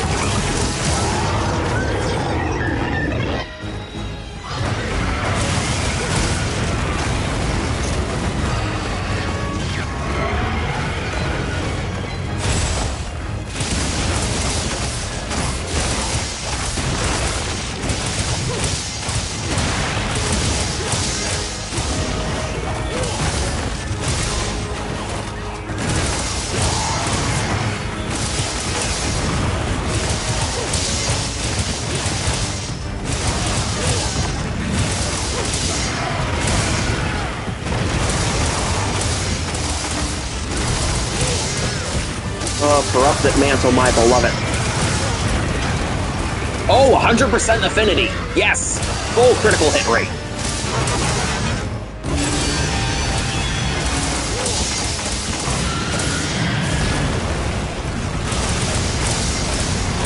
Okay, that was fun. For a few seconds, I had 100% affinity. So that means that every single hit that I land is a critical hit.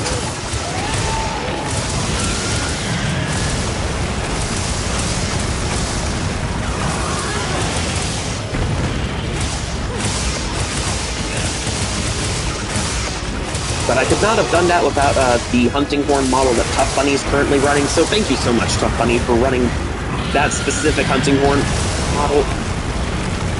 Very funny. I don't think hot pizza is a menu item in Monster Hunter, but that would be an interesting thought. But that brings me to another topic. Throughout Monster Hunter games, there are regions of extreme cold and regions of extreme heat. Now, these regions will basically negatively impact your hunter in various ways. Extreme cold will basically increase the rate at which your stamina cap decreases, whilst extreme heat will slowly kill you.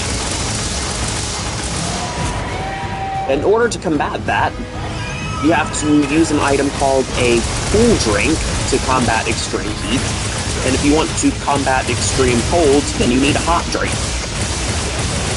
Now, there are armor skills that essentially remove the need for those drinks entirely by protecting you from the extreme temperatures, but that kind of might count against a damage optimization, so you're kind of sacrificing the damage output of your build if you want an optimized damage build.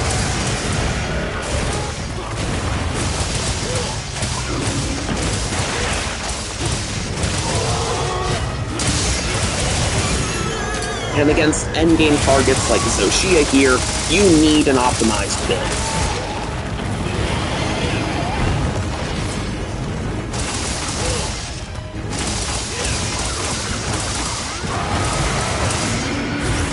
Now, thing is, Zoshia here does have multiple phases in its fight. We're currently in the first phase still. It is yet to transition to its second phase.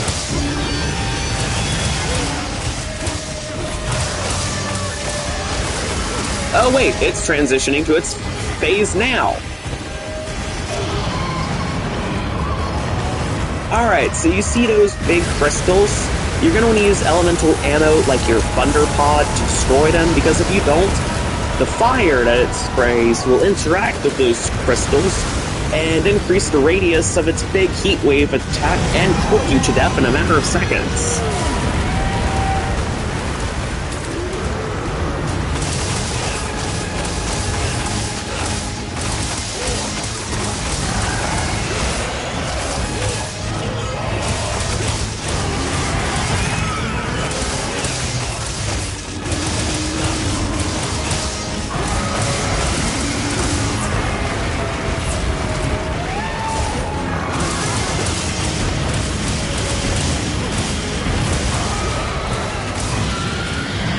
Okay, dodge out of the fire, and yeah, that was a close one.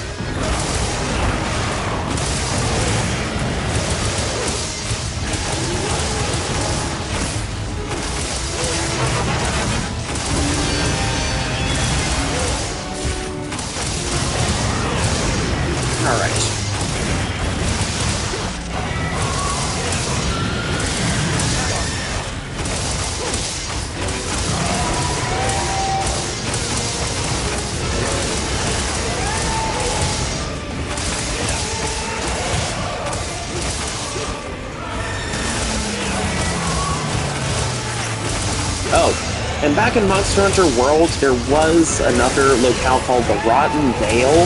It was filled, the lower levels of the map were filled with this hazardous vapor called effluvium, and that also would slowly kill you. So Monster Hunter has its share of environmental hazards, and it even had pools of acidified water. So it's not just extreme cold and extreme heat that you have to worry about depending on what game.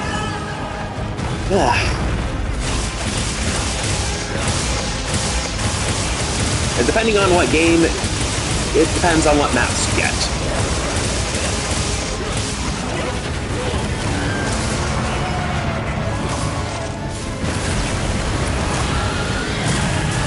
Alright, good looking out by Tough Bunny there. We're gonna destroy the tail now. Well, we can't sever the tail yet because it's not in its final phase.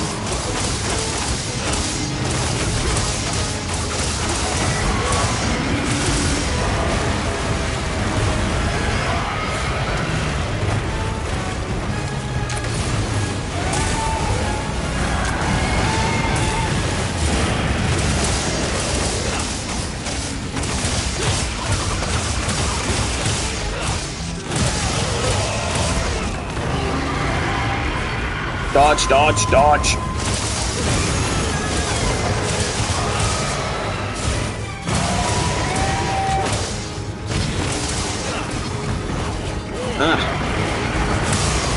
Yeah, well, the system on how you get the hot drinks and the cool drinks is a lot more simple. All you need are some chill shrooms to make a cool drink and it will auto-craft itself. And all you need to make a hot drink are hot peppers and it will auto-craft itself. Although in Wilds, we have the addition of various endemic life forms that will also basically grant the same effect. You have the Chill Mantle Bug and the Hot Mantle Bug.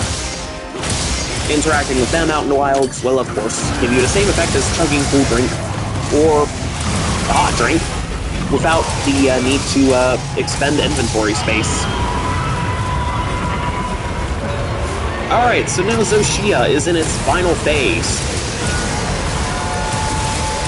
Now it's calling down Red Lightning, very similar to White Fatalis. There are so many fan theories in the Monster Hunter community that Zoshia here was created using cells from the Fatalis trio.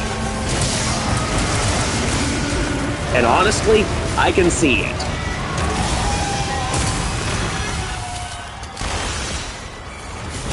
I can see the validity of those headcanons.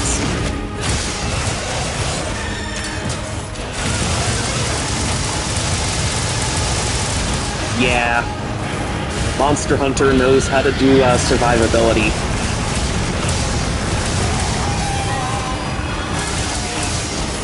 I mean, Capcom, in terms of making games in general, they pretty much know what they're doing.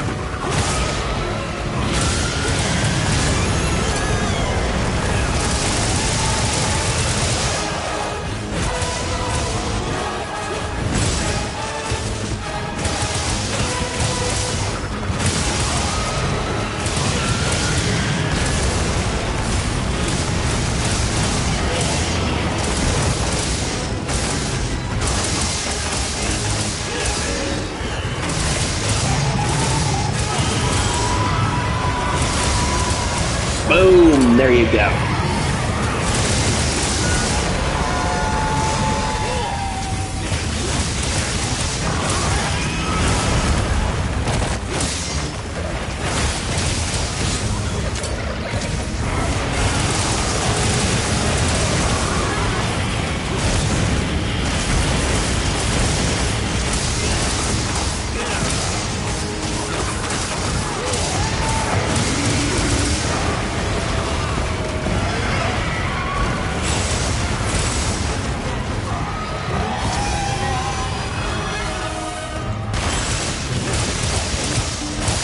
And accelerate.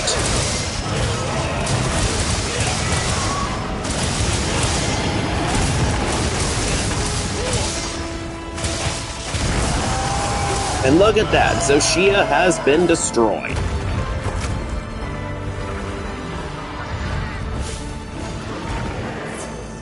Whoa. Now Zoshia here, it does make some pretty good gear.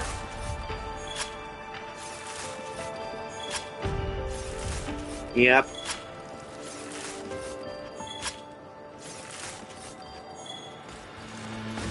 Oh.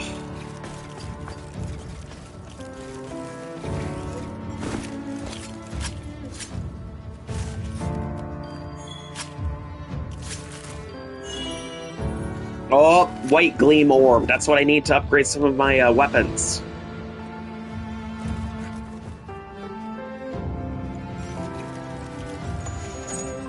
How fast was that takedown? Oh, you're gonna take a lunch break? You're gonna have to take a lunch break?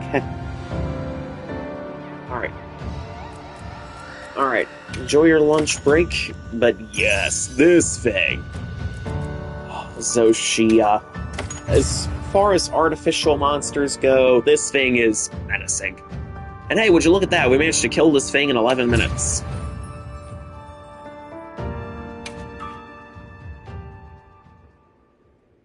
That's crazy.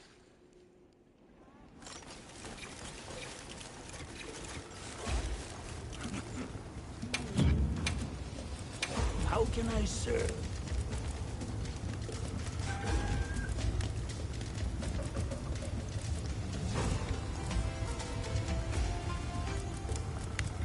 Great sword. Long sword. Sword and shield. There are still so many things that I need.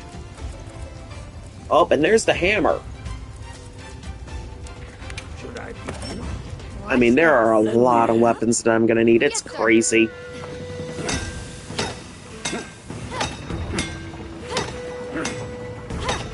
Here. Got it. Elbows. Elbows. Right. Good. All right. Alright. So. That's enough for hammer upgrade. What I'm gonna do is I'm gonna forge that hammer that I got. You know, the hammer kind of looks like a air purifier. It looks like an air purifier on a stick. I have to say it. Should I begin? Watch this. Lend me a hand. Yes, sir.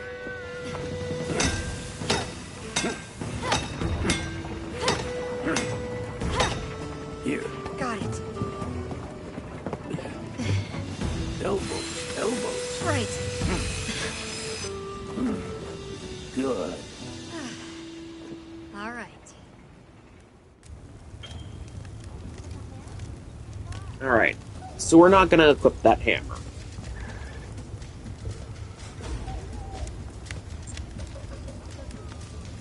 What's going on? Alright. So that's shell hammer. Yes, give me that shell hammer. Gravios hammer. Lend me a hand. Yes, sir. Alright. I am going to be taking a short little break to grab some coffee. I will be back. Here. Got it.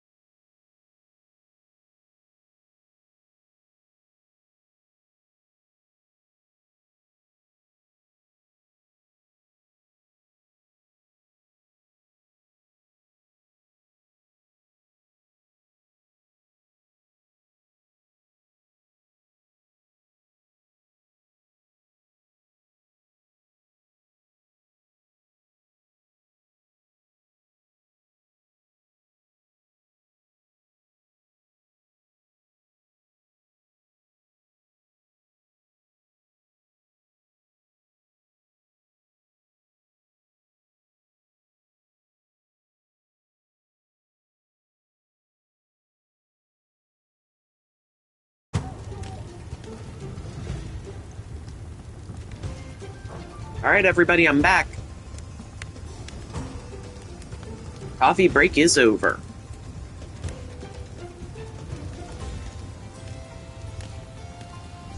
Alright.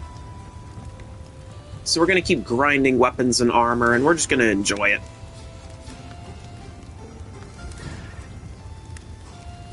Oh. As you all may have seen, I actually did get a haircut before today's stream. How's it look? Pretty good, right? I think it looks good.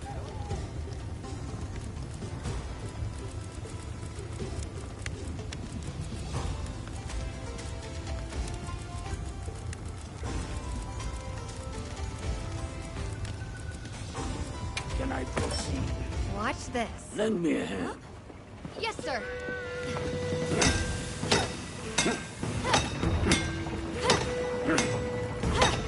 Here. Got it. Elbows. Elbows. Right. Good. All right. A sage. Watch this. Lend me a hand. Yes, sir.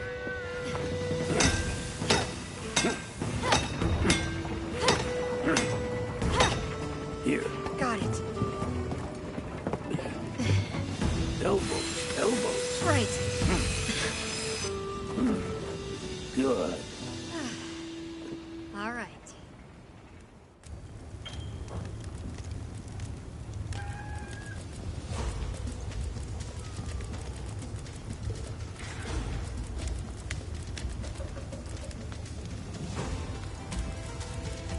Oh, Guardian Fulgur Anjanath. Yes. Yes, please. Mizu Hammer. Watch this. Lend me a I hand. mean, we've got a lot of weapons to play with.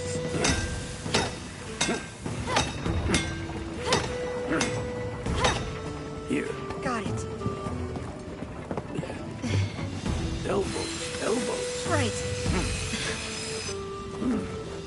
Good. All right.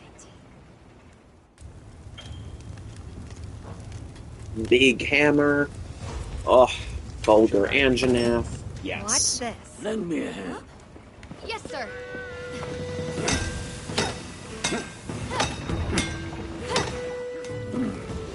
Good. All right.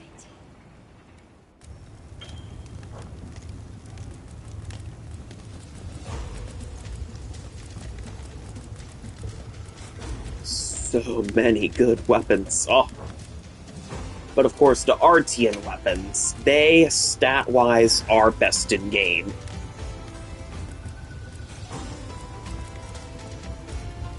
Though a lot of people don't exactly like the way the Artian weapons look, and they don't exactly like the idea of mechanical weapons being the endgame meta weapon, I can understand that, but as somebody who loves the robot weapons and robot armor, I am completely enraptured. Now, granted, with layered armor, and now layered weapons being a thing, the appearance of the weapons is now a moot point.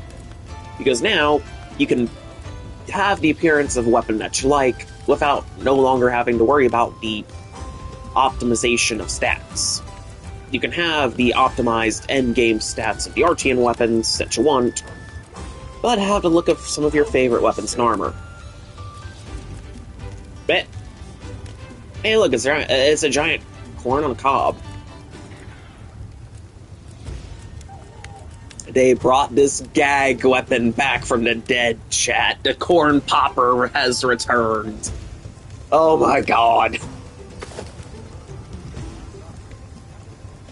It's a gag weapon. Capcom, I love your taste in gag weapons.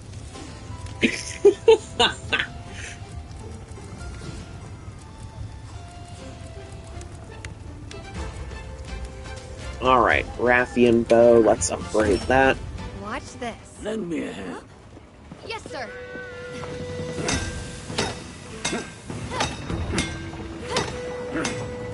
Alright. Here. Got it. Wait a bit. Elbows. Elbows. Right. Good. All right. Yet another weapon that we've upgraded. Nursilla tree, let's upgrade that. Watch this. Good.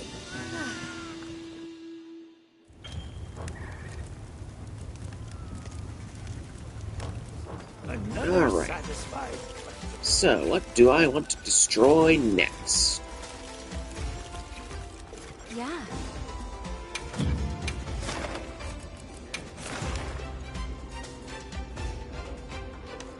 I mean, I've got so many investigations for Zoshia.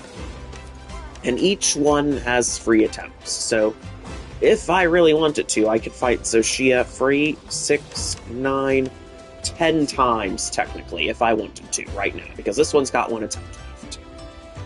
If I wanted to. But, yes. The Gravios. I gotta fight my favorite Rocky boy for you guys. Let me swap to my water weapon first. Oh wait, my water weapon's already there, so I can just accept the quest and go boom. And it's a tempered, too. Wait a minute, I think they're both tempered. Ooh, yes, they both tempered. This is going to be fun.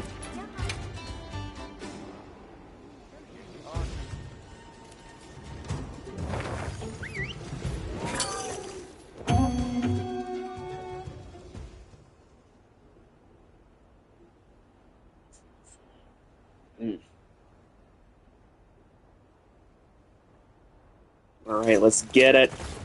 Let's have another hunt with no surprises today. The girl sent us supply items.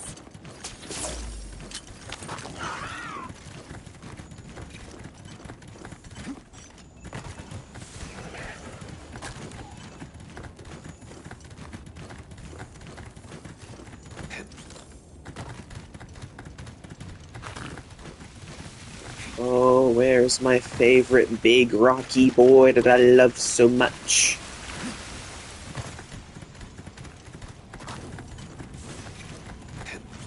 There him is. There's Gravios. Hi. Oh, I've missed you. Okay, granted, I fought you a while ago, but still. Okay, so I'm not running my water weapon, which might not be the best. I should be running my water, but Dragon is another one of the elements that you can get away with using on it. Water, Ice, Dragon, they are the recommended elements. There you go.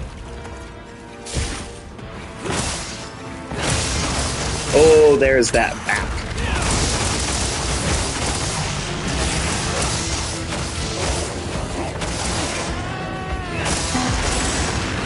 And perfect dodge right for that. I've got Adrenaline Rush and Agitator proc at the same time.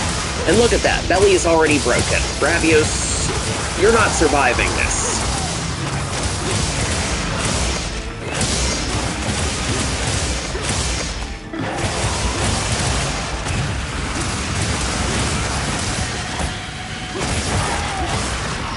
Belly broken again. Oh. Sorry, my favorite Rocky boy.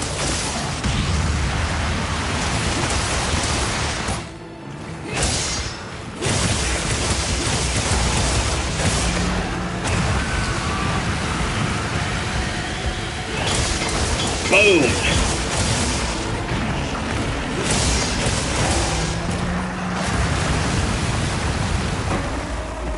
Alright. Avoid and boom. Yeah!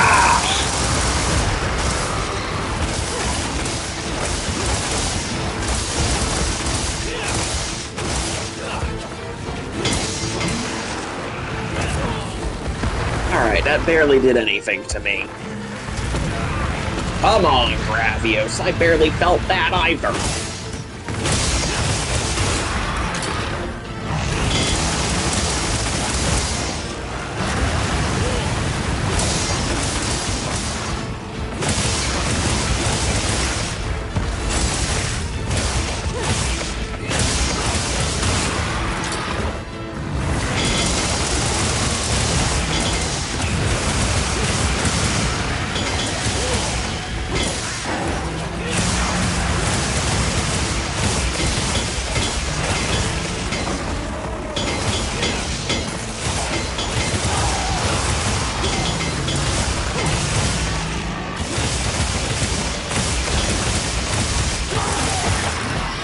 Oh, and there goes that tail. Yes!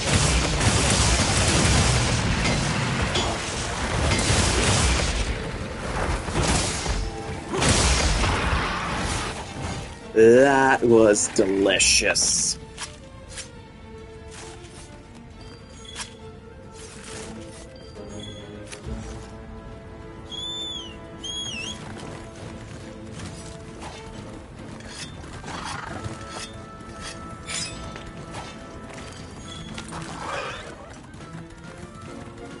I enjoy this.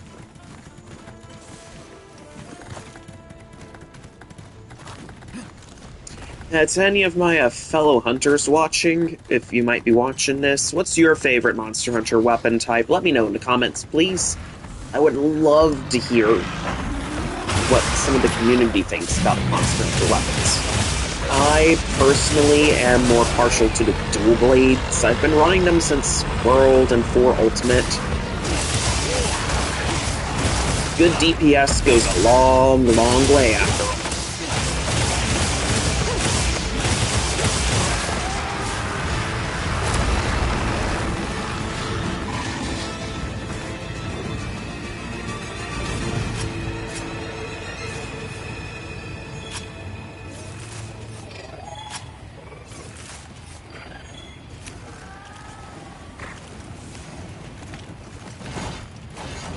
Alright, here we go. Now I'm running my water weapons. This is actually the recommended element that you use against Gravios. And my actual optimization here for this is pretty good. Look at that, look at it, look at it. Look at it go, look at it go, yeah! Woo! There you go, this is what you like to see. Alright, so my stamina just went out. Not that it matters, I can just easily get it back.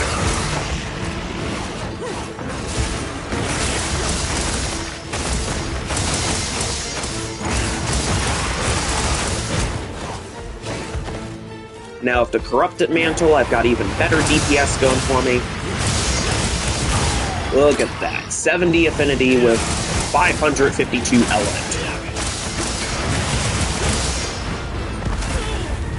Okay, now I've got the Adrenaline Rush, but I did not dodge at the right time to trigger what I needed to trigger with my blades. But now we do! I've got the nice blue effect coming off my blades.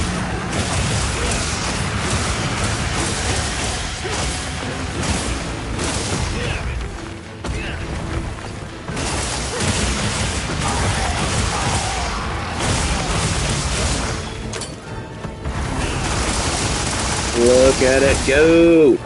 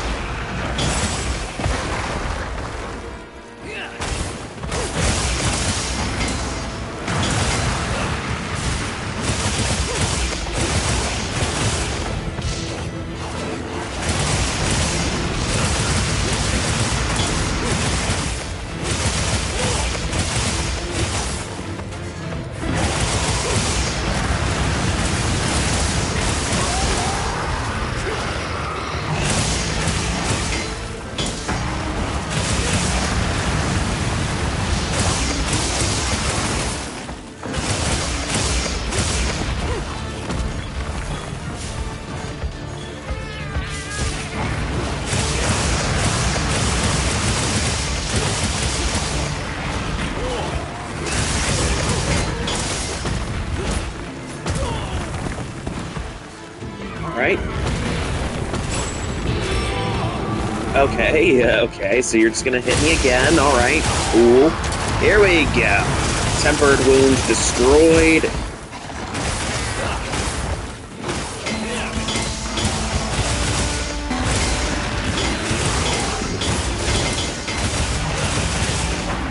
And Overdrive.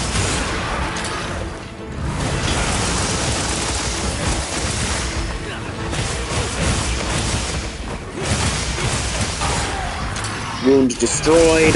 Oh, tail broken.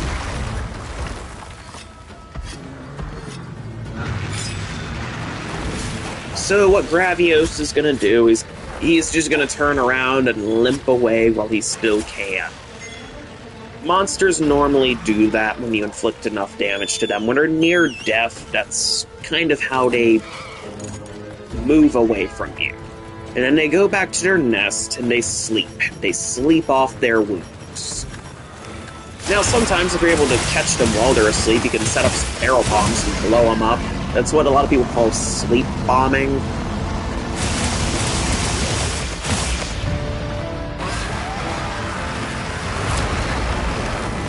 It's where you set up some barrel bombs next to the monster when it's asleep, normally either large barrel bomb or mega barrel bomb, and then you detonate all those bombs right on the monster for some big damage.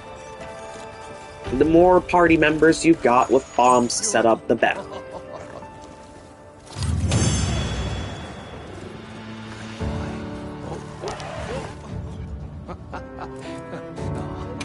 Oh, that took 9 minutes. Now, if I had been using my water weapons from the start, this likely would have been a lot faster.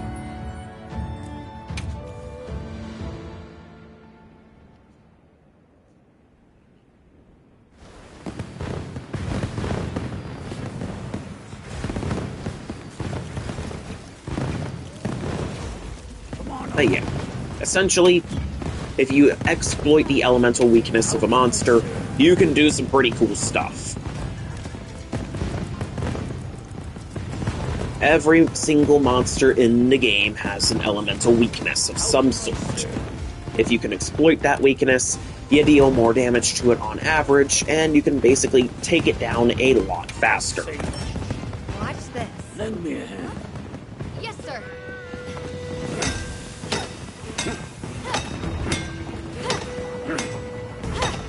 Here. Got it.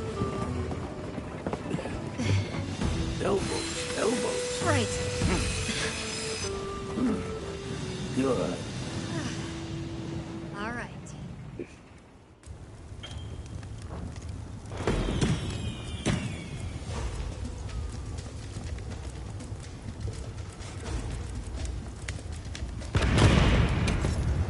Great sword. Oh. Watch this. Lend me a hand. Again, there are just so many lovely weapons in this game. And I love... Okay, I personally love dual blades a lot. Elbows. Right. Though I have been known to use both Insect Glaive, Charge Blade, and Switch Axe in this iteration. They're also pretty good. So I'd recommend using them too.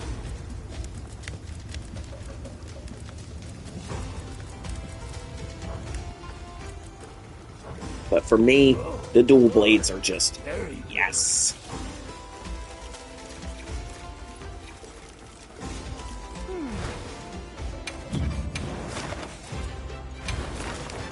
Alright, so we're gonna go do some more event quests. We've got...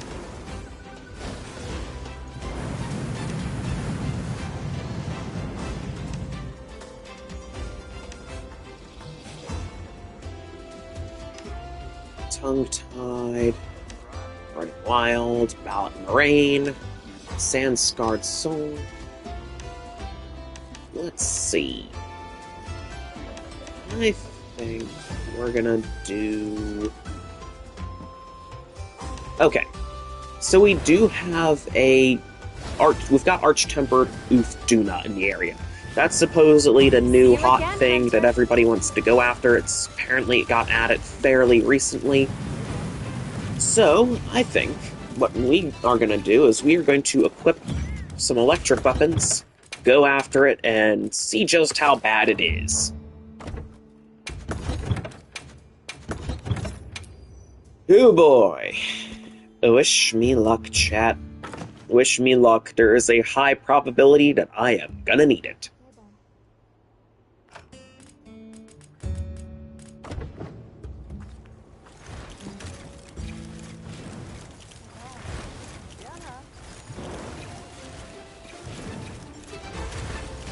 Alright, so we've got 28 minutes before our meal effect wears off. Cool thing is if we're in a hub area like this, if we're in, like, base camp, we don't have to worry about our meal effect wearing off. The timer won't tick down. It's only if we're out in the field, which is a little strange. Okay, because in older games like Monster Hunter World, Monster Hunter Rise, and Monster Hunter 4 Ultimate, the games I've played, your meal effect would basically last until either A, you faint on a quest from running out of health, or B, you complete the quest.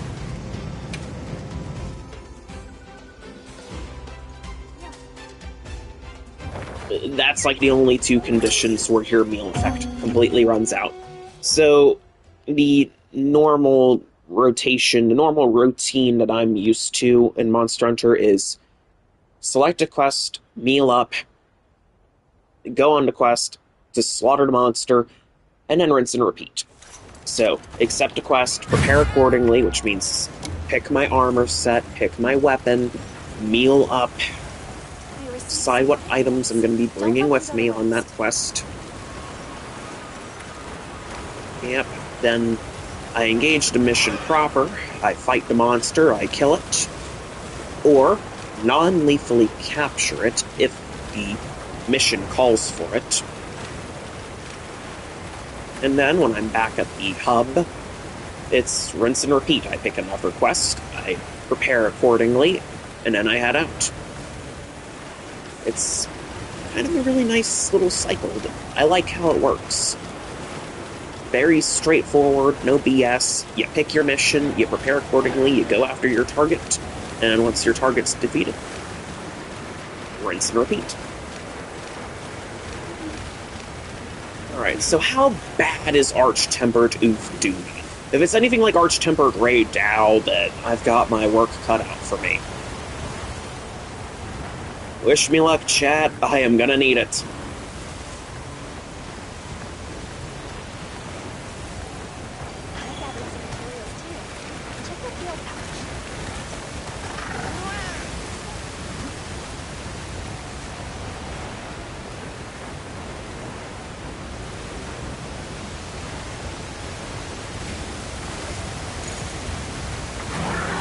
There's Ufduna. Oh, you are not happy to see me one bit. Sneak attack!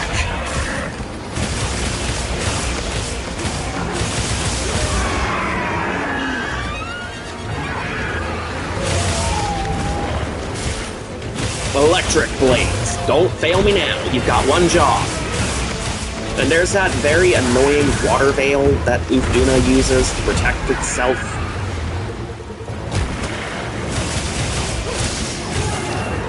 Basically, your bet here is to attack that water veil to slowly destroy it. You destroy it enough times, and Ufduna is rendered vulnerable.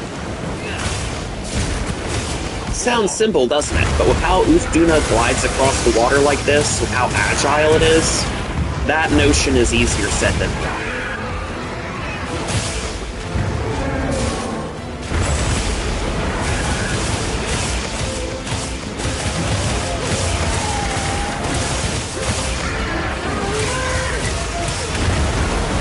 Thankfully, I've got Meal Defender in effect, so if I get hit, I can tank a couple more hits than what I could normally handle. Welcome back, D-Cross. I'm fighting the new Arch-Tempered Ufduna. This thing got added as an event quest.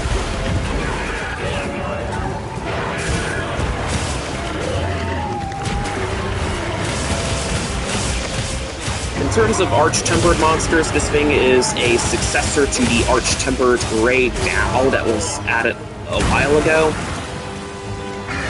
Now, interestingly enough, all of the events to fight the Arch-Tempereds are now permanent, so you don't have to worry about missing out.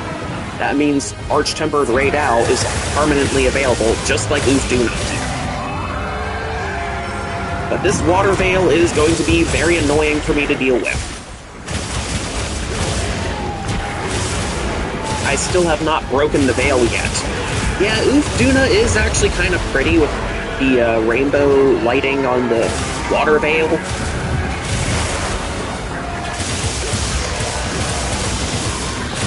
Alright, here we go.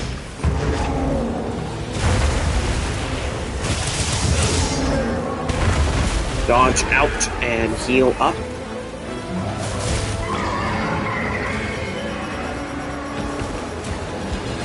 Alright, so it looks like it. Don't quote me on this. Ufduna's moving to a new area.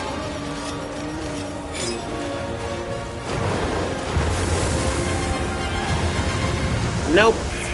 Does not look like it. Dear Lord, Ufduna is coming in with a vengeance. It was, in fact, not moving to a new area. It just psyched me out. Ufduna, you crafty beast. Corrupted Mantle, don't let me down.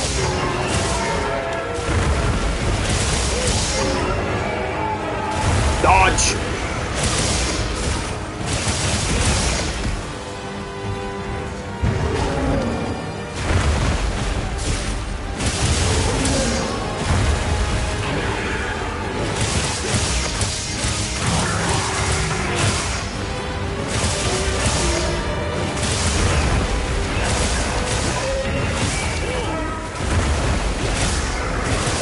Electric.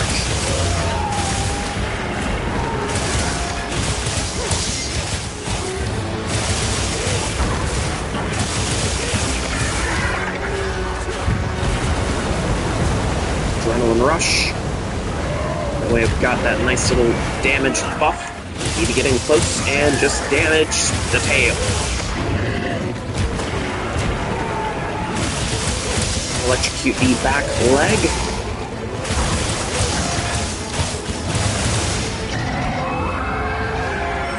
Oh, Agitator proc. There we go. Lifesaver.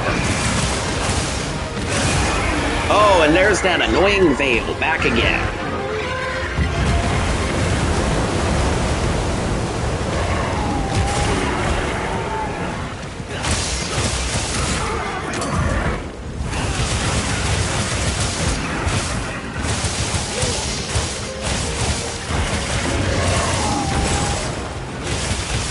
Dodge, dodge. Dodge!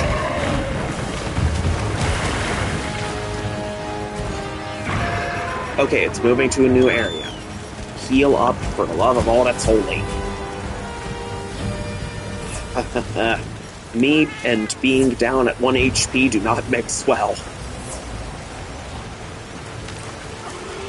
Okay, it's not as fast as Ray Dow, but that's to be expected, but it hits like a truck. I mean, Arch-Tempered Ray Dow hits like a truck, too. I mean, they're both Arch-Tempered monsters, so this is to be expected.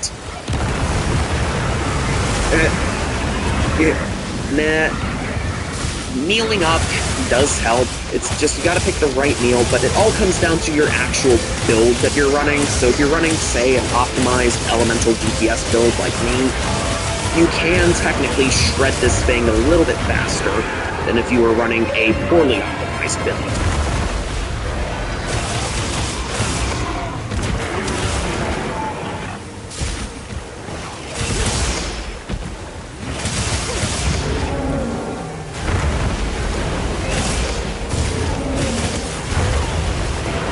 Yep.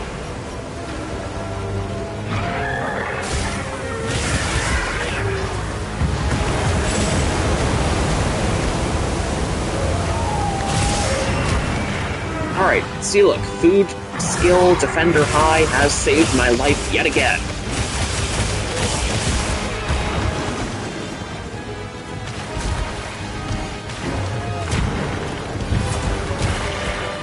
Okay, and reactivate demon mode. This fight's very touch and go.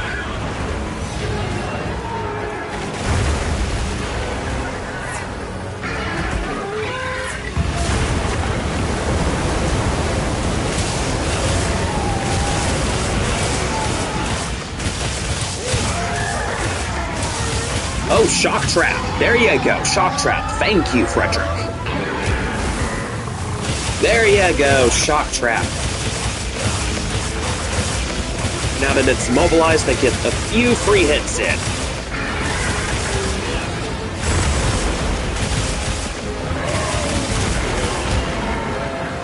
And those free hits helped me destroy another part of the veil.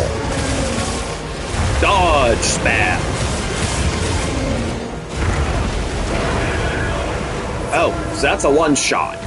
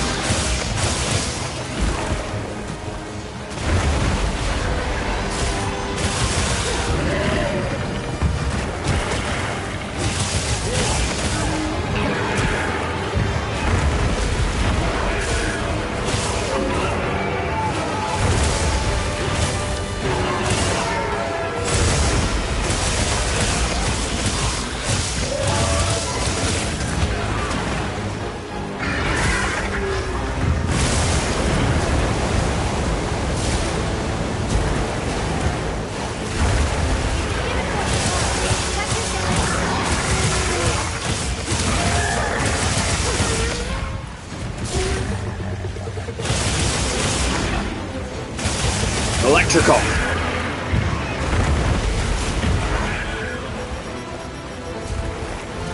Dash juice. Eat that dash juice. And there goes my stamina. What if I call in my Saint?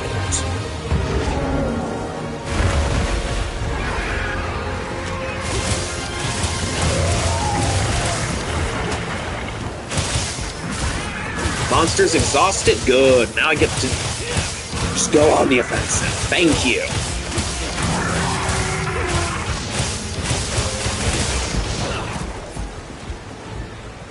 Okay, bird. Need my bird.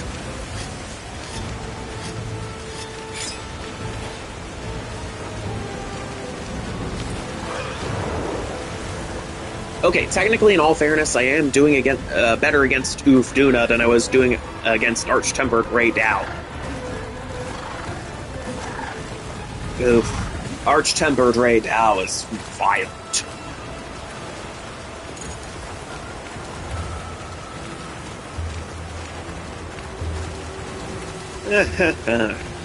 Scary violence, I might add. Hey, look, there's Mizu. There's the Bubble Fox. Really pretty, isn't she?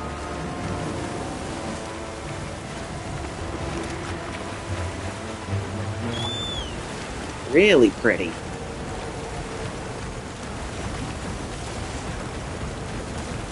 Oh, that means Bubble Fox is about to get smacked by Oof Duna. There's Oof Duna. But she is really pretty. Oof Duna has appeared. Come on, Oof Duna, come out of the water. Come on now, get out of the water. Get out of the water and fight. Oh, and Mizu has engaged. Don't tell me I just wasted my thing. Wait, is this a dive-in feature? Do I have to dive underwater and swim after the target?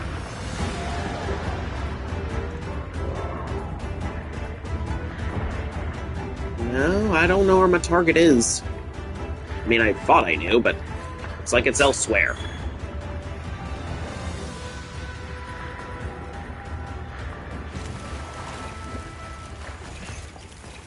Oh, wow.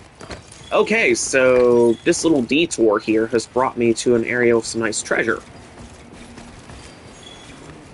So as far as detours go, this wasn't too bad. Not gonna look good on my quest completion time, but then again, I'm not looking to speedrun.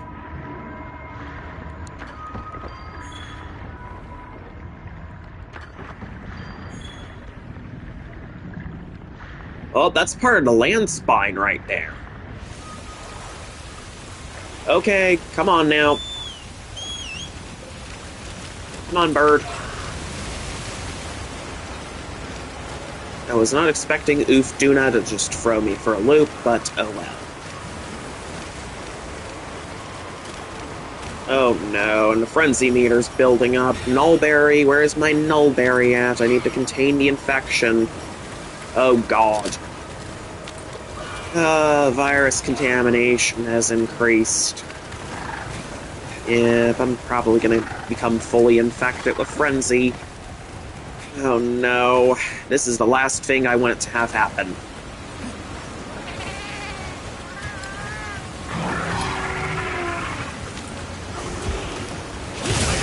Yep, I am fully infected.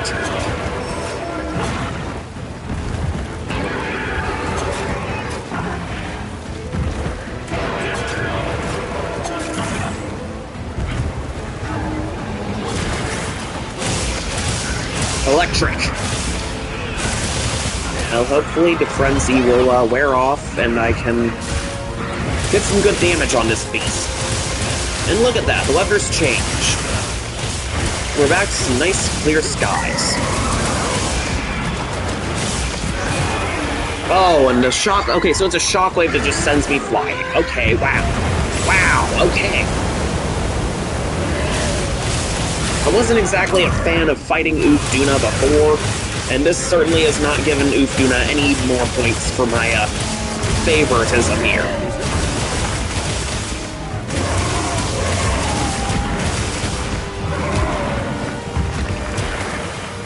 Oh, you're still trying to 100%? Well, good luck.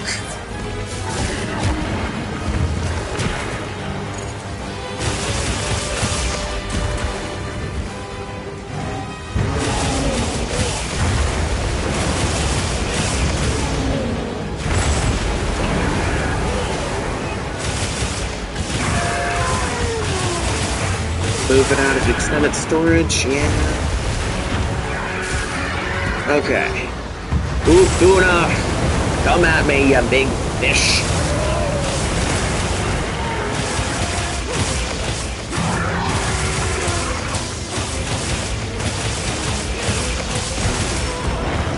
Oh.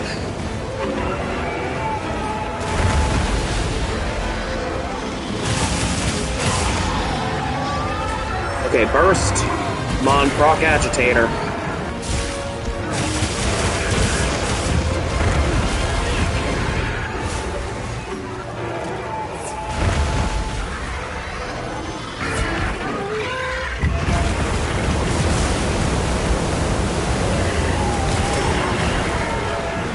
Come on, heal me up now.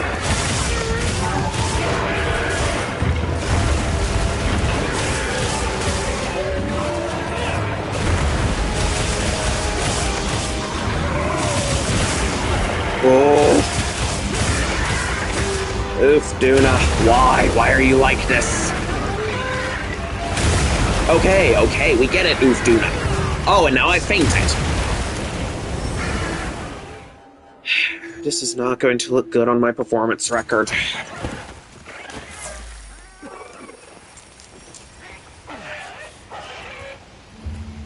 Are you alright? Take a second to restock your supplies before heading out.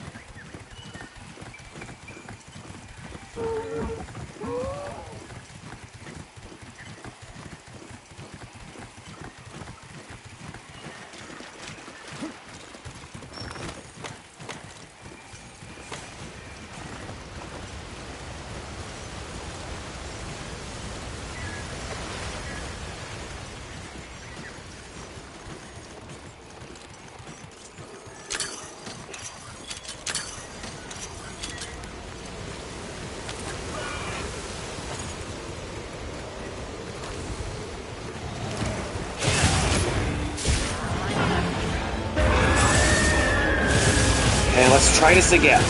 Okay, so you may have seen that if you run out of health while fighting a monster, you faint. You don't die. There is no game over screen, fortunately, and there is no permadeath.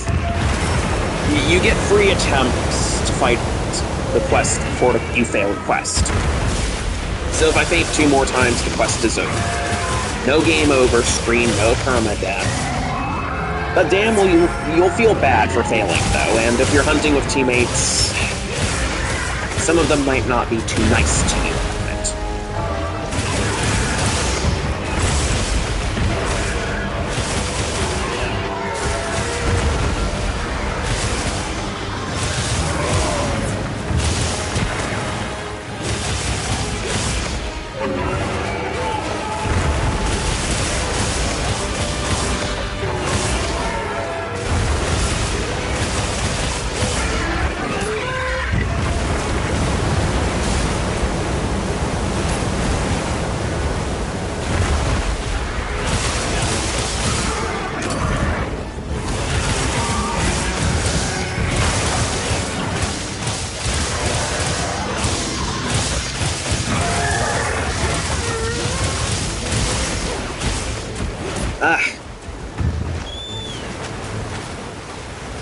Alright.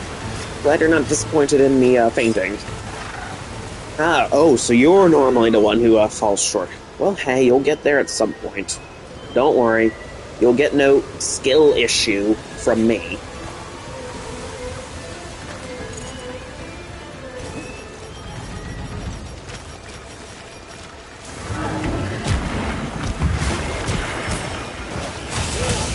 Corrupted mantle, my beloved.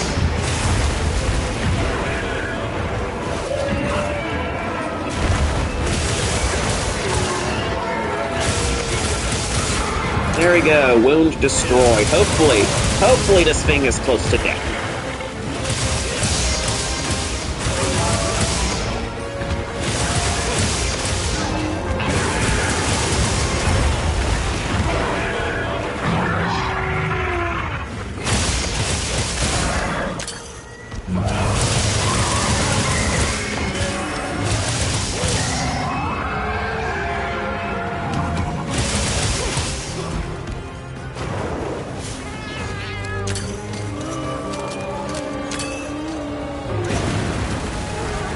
Oh, there you go. Oof, doing a husband smash. Oh, good. Head broken. Corrupted mantle, don't let me down now. Don't you dare let me down.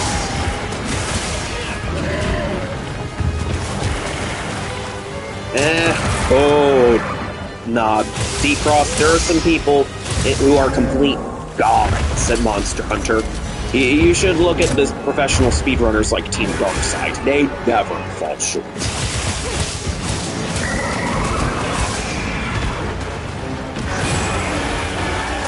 They are that good. Team Darkside.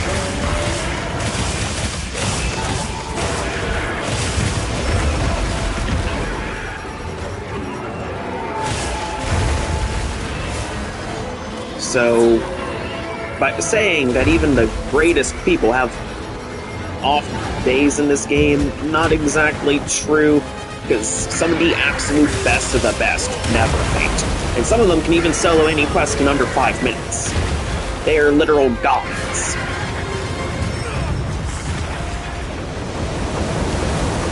And there we go, fainted again. Damn it. I mean, I get it, this is my first time fighting it, but still, I need to be better than that.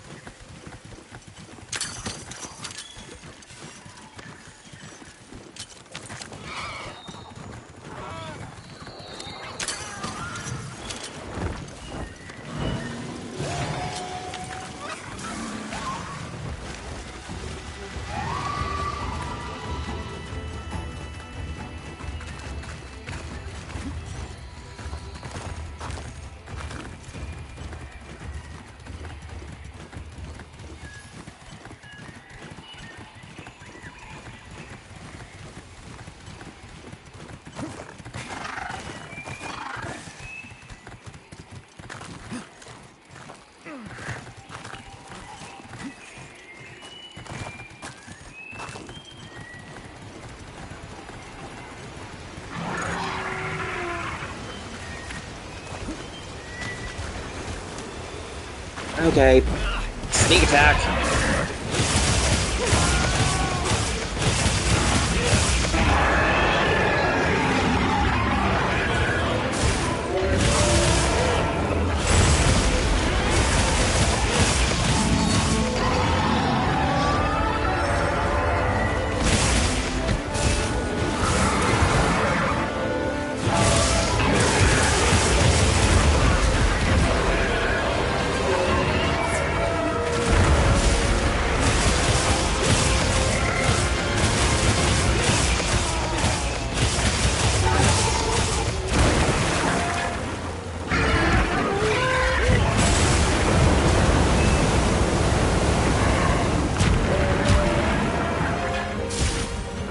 Come on, enter the shock trap.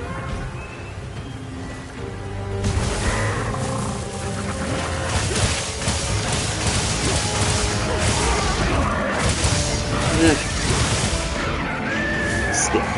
Alright, so this is 2 feints against it. How much did I, how long did it take me to kill this thing?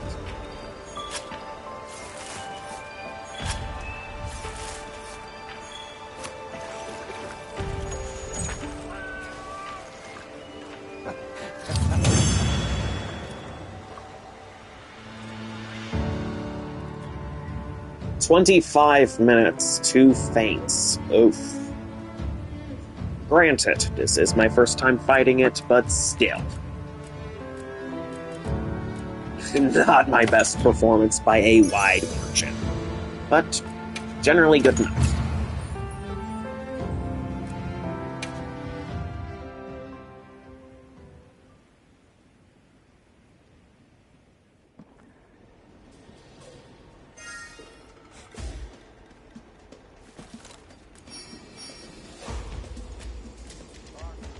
Hey, Morphos Flamefett tickets.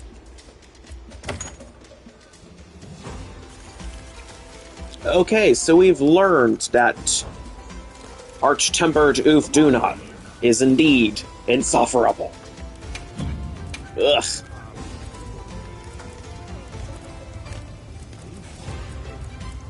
Alright, so it is 8:23. I am going to have to go and take a short little break to take care of my 8 o'clock chores. I will be back. And then we'll take a look at the Arch-Tempered Ufduna armor, or simply the Ufduna Gamma set. So I will be back.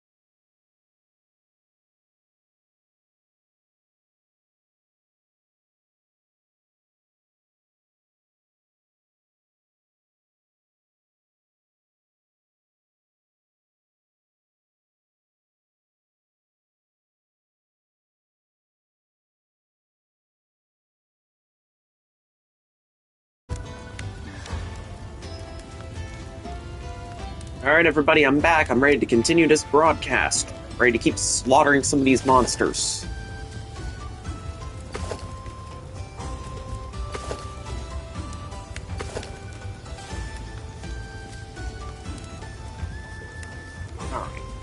Alright. Yeah.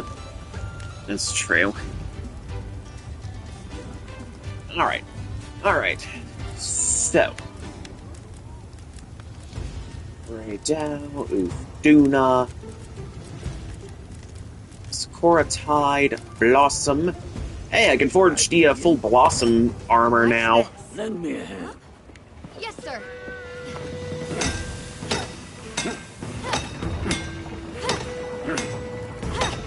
Here. Got it. Hooray, I get better gear now. Elbows. Right. Well, not better gear, because that Sakura is not... Good. It's not part of the optimized build that I'm currently running.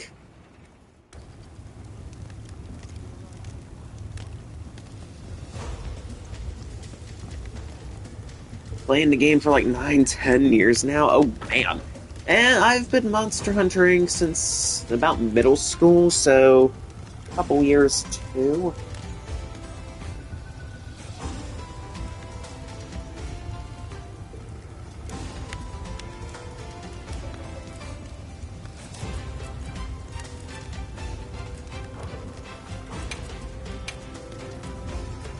But look at that, I've got almost all of the dual blade models. That's perfect. Yes. So I need to go after some tempered monsters to get the hunter symbol free. It's gotta be the higher class tempered monsters, though. The lower end ones aren't gonna work. I'm gonna need 15 of those things for these last free dual blades. And then I can say, finally, that I have all of the dual blades in this game upgraded to max level. Not counting Archean weapons, of course.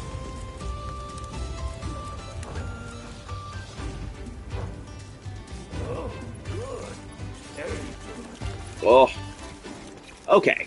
So, all in all, I am in a pretty good mood. Ah, that's right.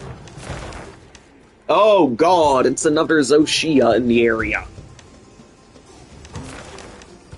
No, it's another Zoshia. Although also, yes.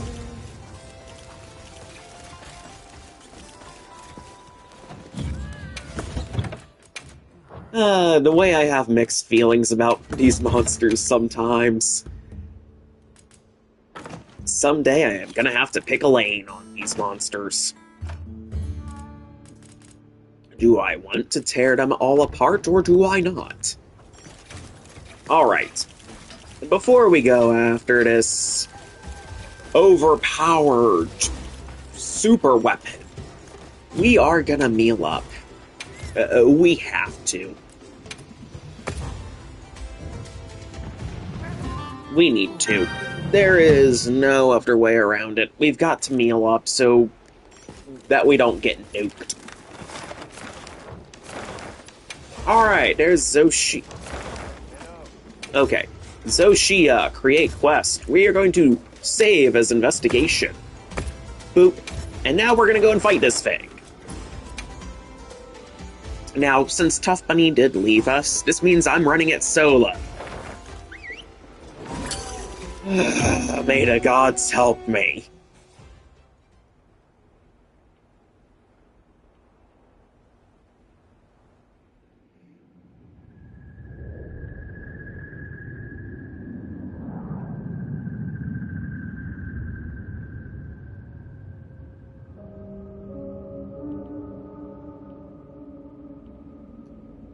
Oh, the intro cutscene for this thing, it's like something out of a horror movie.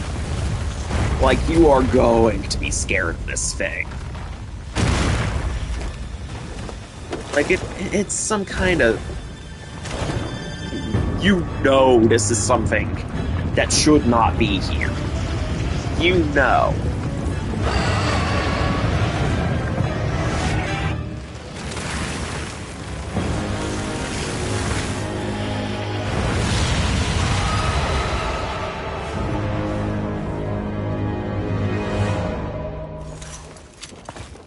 Oh.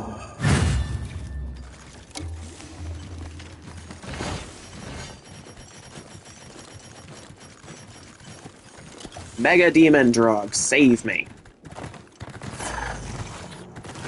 Dash Juice, save me.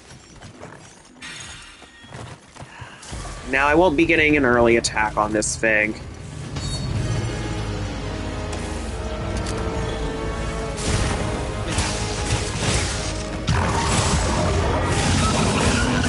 Here we go.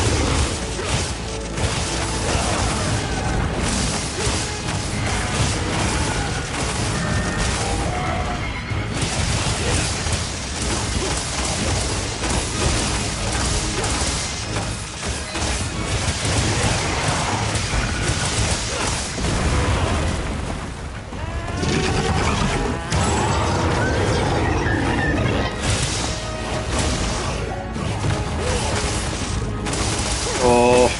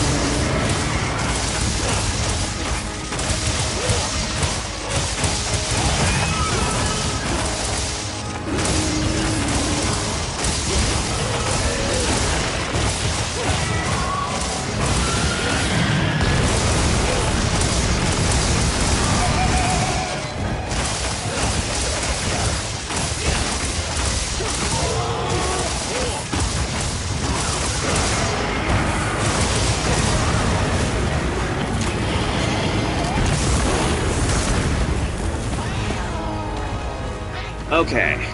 Well, that happened.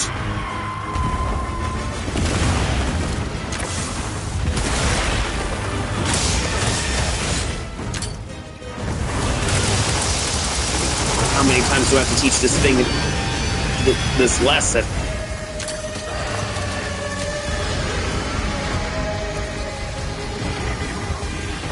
Not really. That's how it's supposed to look. That's just its shell. That white stuff is just its shell. Underneath, it's a black, writhing, tentacle-y mess. That's its true form. It's just wearing white, pretty crystal armor.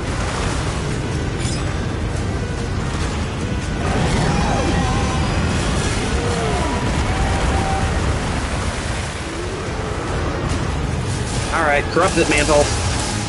Time for that big elemental damage.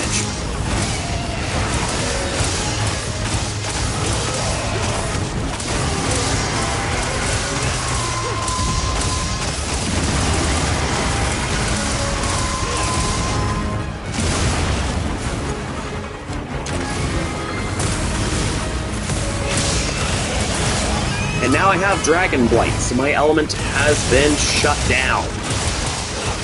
Oh, not anymore. Hooray! I can just accelerate. Accelerate and destroy.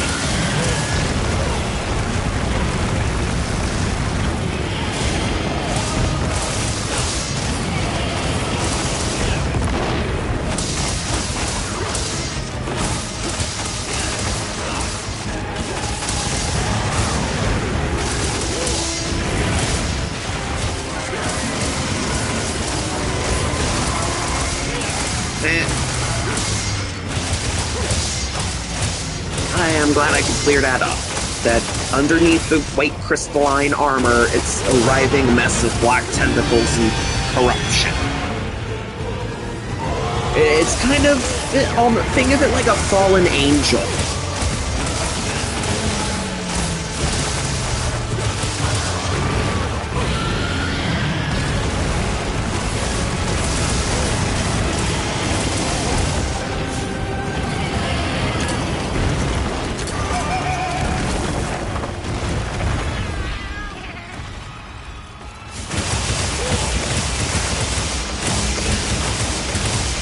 And accelerate.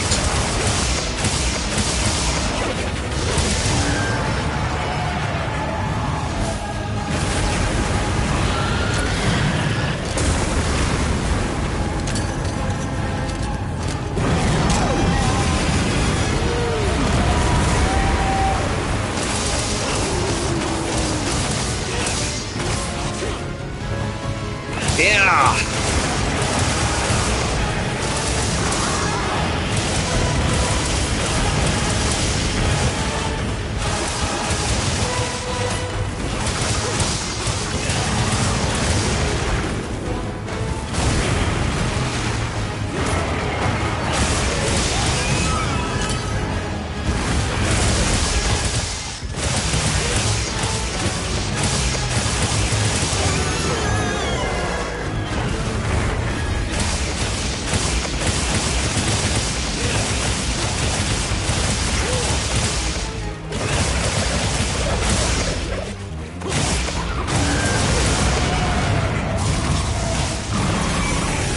And there we go, final phase.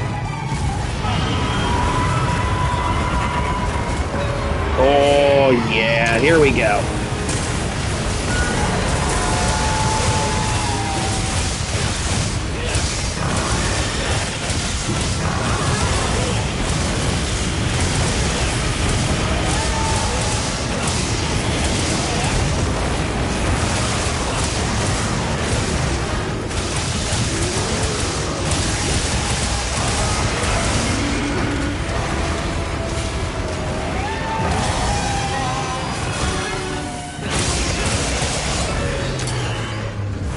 Here we go.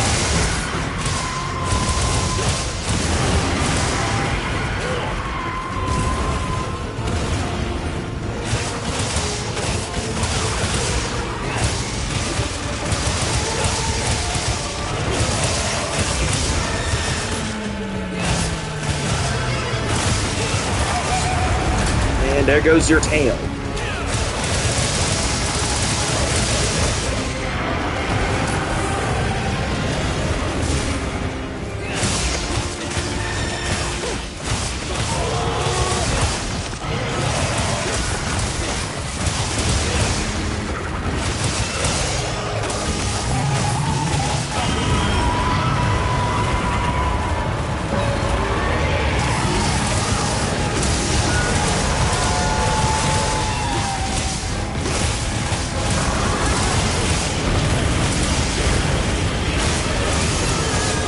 Woo! Accelerate, accelerate, and accelerate.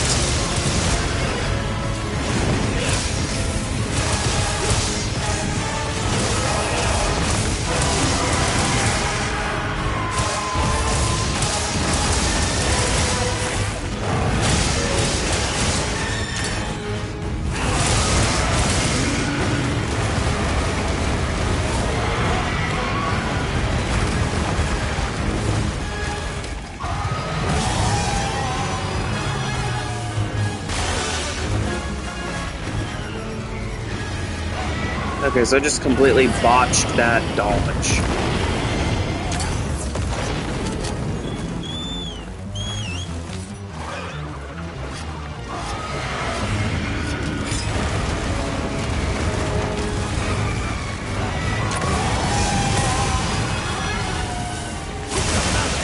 And mount. Perfect.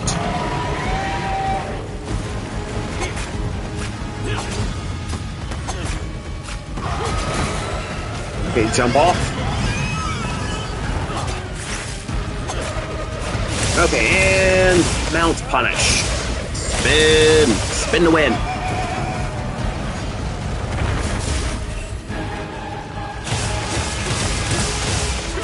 Boom, boom. Fallen head is broken now.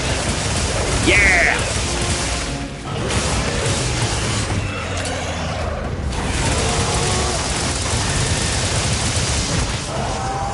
He's dead. It's dead. It's been dismantled. It's gone. But it will be back. It always comes back.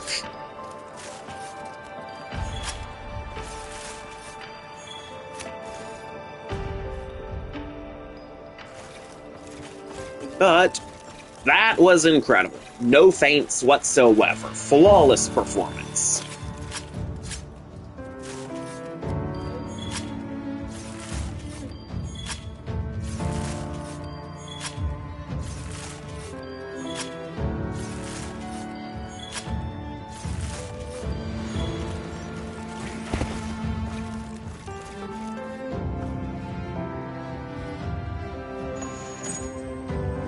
That was awesome.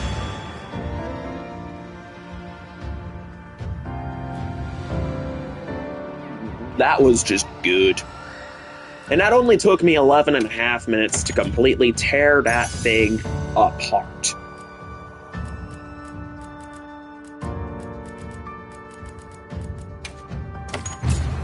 Oh, you love to see it.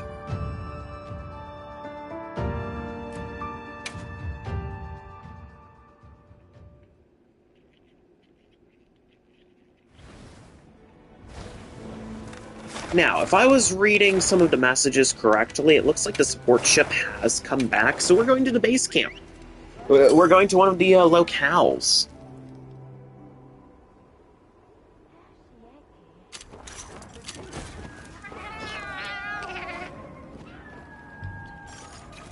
Now, we are going to waltz on over to Santiago.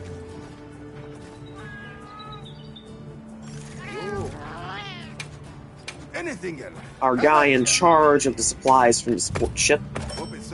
And we're just going to purchase everything.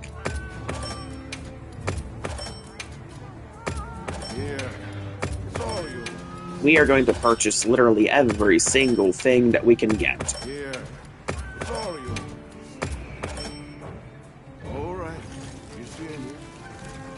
There we go. Everything's been purchased. Yay, we've purchased one of everything. Tempered Nuudra. Oh, tempered Bubble Fox. Oh, alright. Let's show you guys the Bubble Fox this time. Oh, and good, we're even running the properly optimized weapons. Yeah, one of everything. One of everything's good, but everything of everything that they have available is good. We just completely deplete their stock. I mean, we're the only ones who can buy it anyway.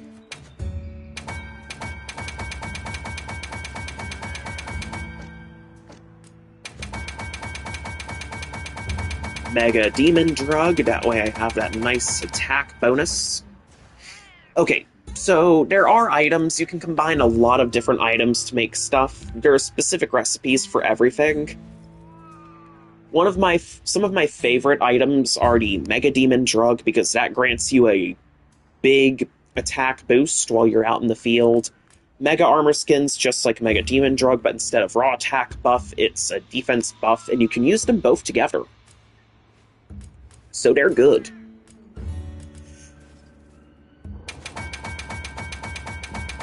And then Mega Potions, I can't live without them. There are so many items. Hello. Welcome back. Oh, Can I help you with anything? wait.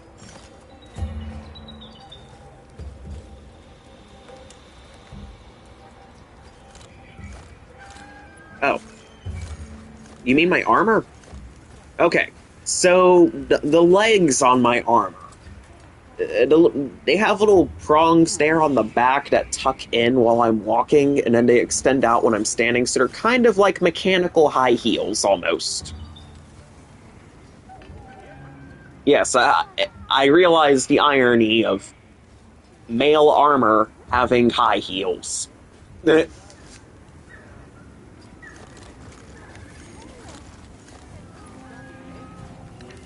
I am fully aware of the irony.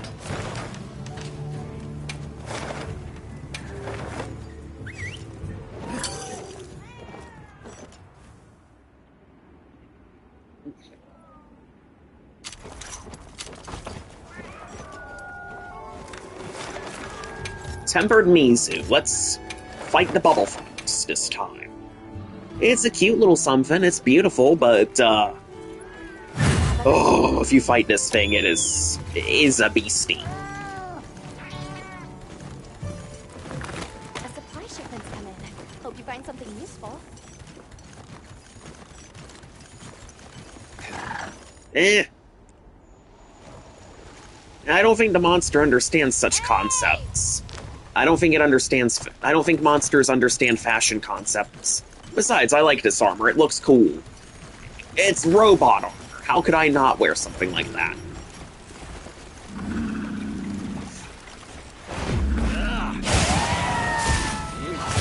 Boom! Dragon element, dragon element, dragon element!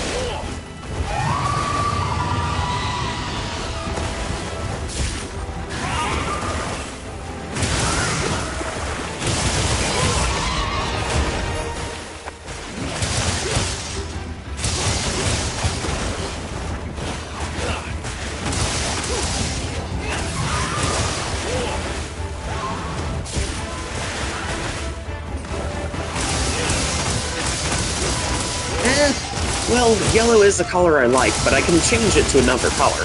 I figured I'd try it on for a bit. Normally I run red. I make this red. Kind of a yellow gold color. But since I've tried it on for a bit, I am probably going to shift back to my normal red color scheme.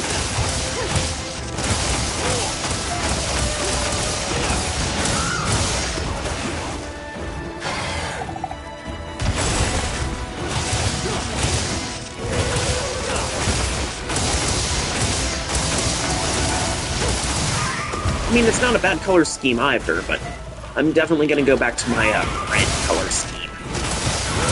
The red looks good.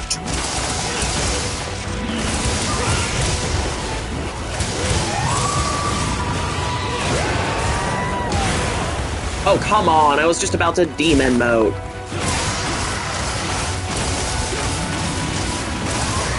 Tempered Mizu. Tempered Mizu, not letting me play. Ugh. Oh, there we go. Got that toppled down. We broke the right front claws. And we've destroyed the wound. We are not going to be nice to this beautiful beastie.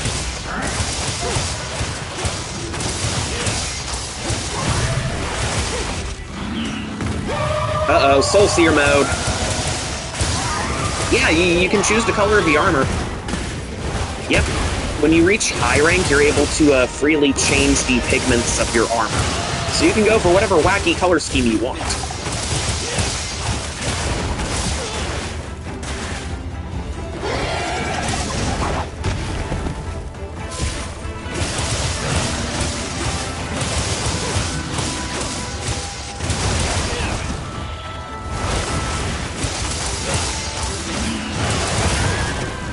Left claw broken. Mizu is currently in Soul Seer mode, hence the blue fire over its eye.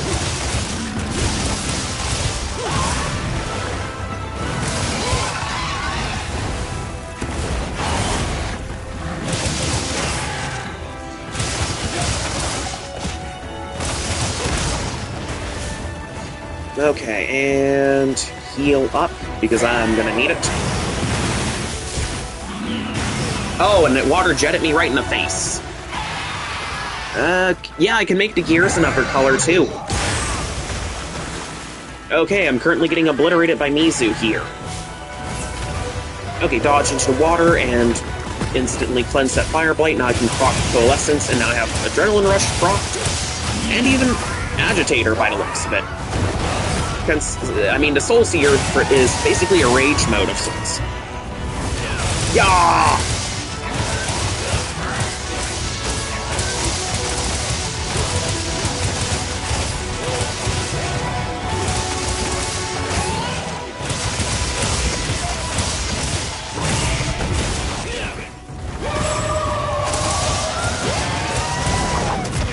Oh, and there's that big slam attack that it does.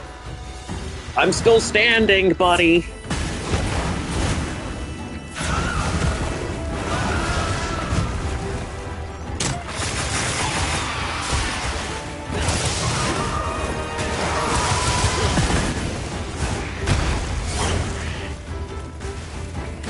Okay, let me hit that back left leg. I need to destroy that wound and knock you over. Yeah! Bang!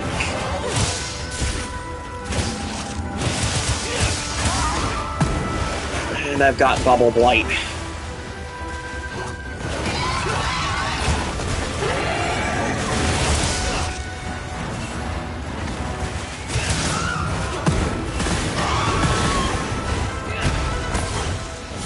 Oh man, this is very touch and go right now.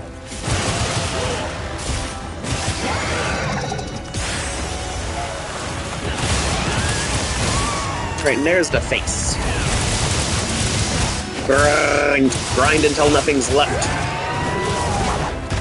Oh, and I fainted. Dear God.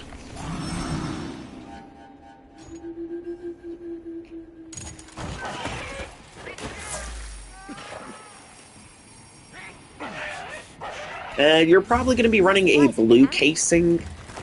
I know you're probably going to make the casing blue. Not sure what color you're going to make the gears, though. And again, this isn't the only armor set. This is the one that I like. There are plenty of other armors in the game that you will probably like better.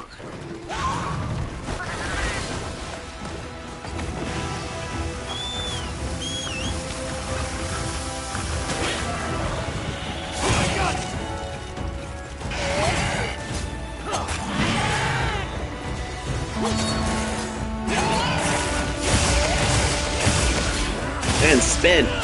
Just spin to win.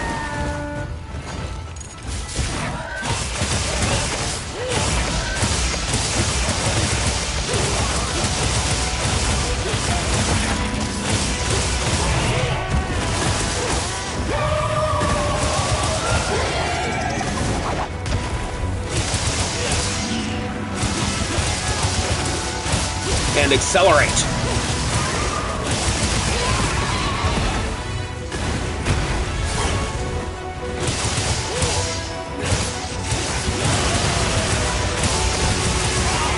Gears you might make purple or pink. Alright.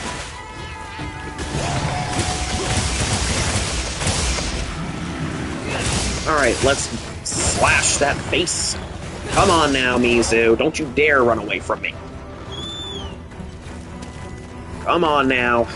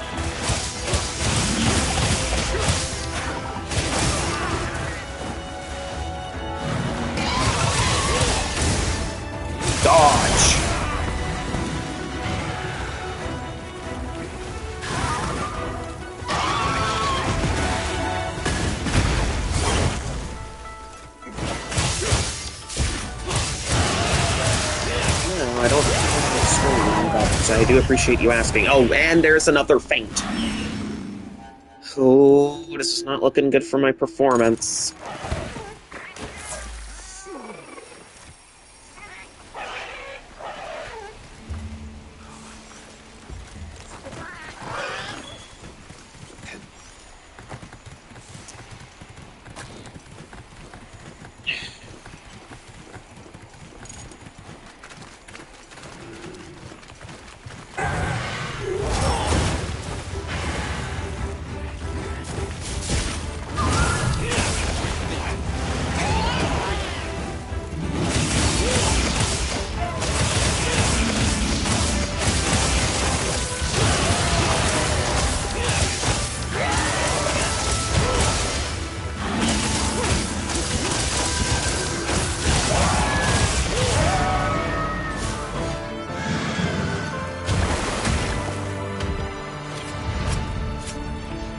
Alright.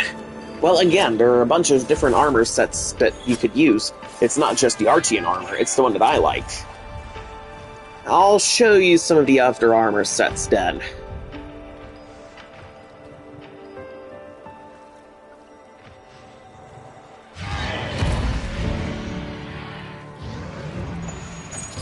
Ugh, 2 feints. Not my finest performance. 10 minutes, 2 feints. Not my finest performance at all. The quest completion time is good, but... woof. Too many feints. Like always, I'll place the items I gather in your field. Alright, let me show you some of the armor sets then. Because there are so many armor sets. In fact, let me, go over here and... So, under normal circumstances, I go Equipment and Appearance, I go Submenu, Change Pigment 2 for this one, and here's my normal red color scheme. Oh, I love it. Now, if we were to go with a different one, we'd have Gormagala. Very demonic-looking equipment here. I mean, it's supposed to be demonic. So if we go Pigment 2, the best color scheme that you're gonna want, make that black. Change Pigment 1. You could go with something... Oh, okay. Yeah. But yeah.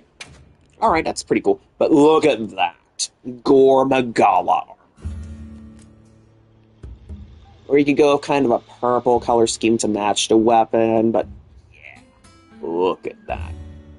Very dark, foreboding, demonic armor from the depths of hell, ready to consume the souls of your victims. Or, and I can understand why people would think this, it kind of also resembles the Devil Trigger transformations from Capcom's other franchise, Devil May Cry. Yeah, it kind of looks like Devil Trigger transformation.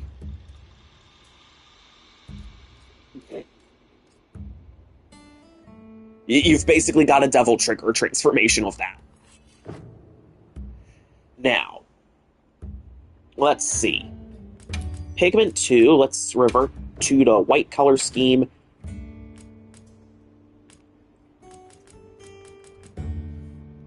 Let me show you one of the Zoshia armor sets. Now, I do combine it.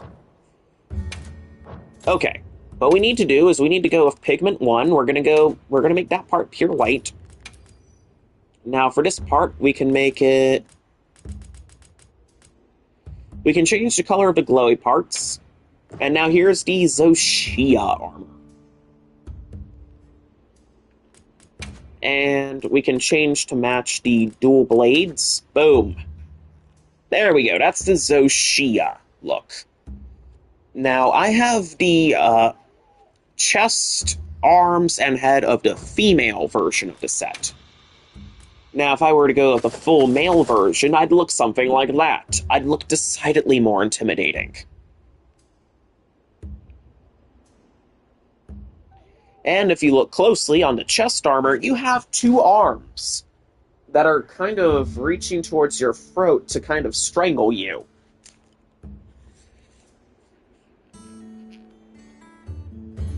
Oh, you want me to go back to Archean armor? Hold on, then. Let me go cycle back up to that. Now, we're gonna go... We're gonna unequip layered weapons. We're gonna go... Pigment 2. I think you're probably gonna want to go more some... Well, we don't want that. We need to boost the brightness...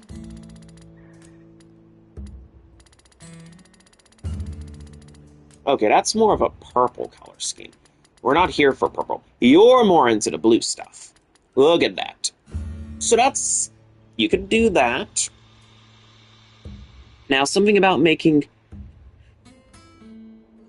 Oh, okay. Alright. Now, of course, you can change the color of the gears. Let's go pigment 1. So maybe... You could go full black gears. You could go for purple gear if you wanted to.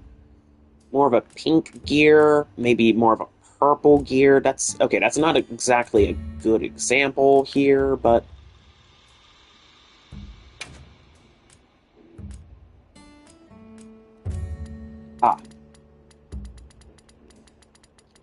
Okay. Now, if we slide this down here, that's more of the purple gear, blue shell, purple gear, or maybe blue shell with kind of a pinkish gear, if that's more your alley.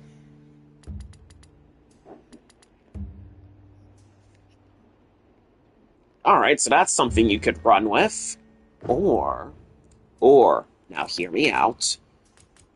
We're gonna go back with gore. If you want something more demonic.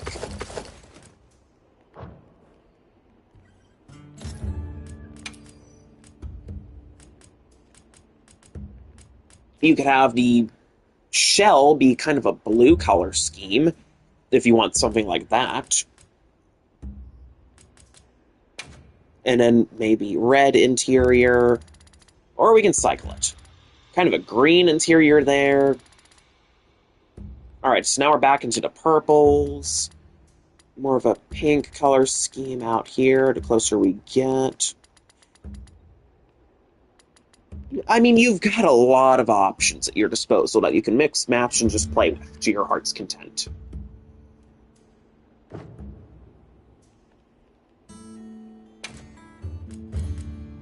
Now, if I were to go like this...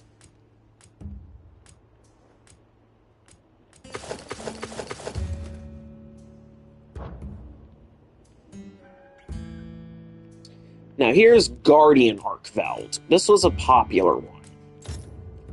We can change all pigment to, that's default, kind of a white, pure white there. Pure white. And then we can go all pigments 1.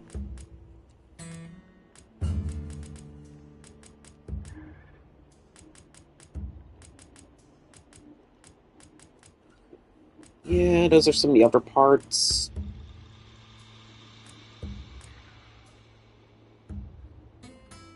But yeah, in terms of armor, there are so many more parts that I could show you.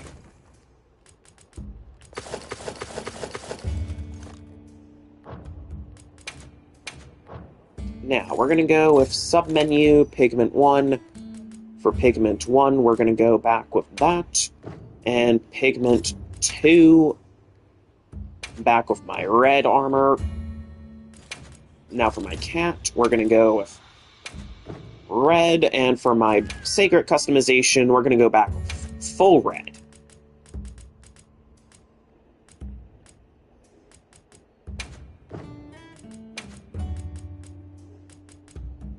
Yep, nice full red there. Back to my red crimson armor. I look good. I mean, I look real good with that red. Some of the cooler looking armors, you are going to have to do a lot more farming and grinding, because some of them come from some pretty hard monsters to put down. Zoshia, Arkveld, Gormagala, they're all pretty hard to put down. Have any requests? They are not easy. None of them.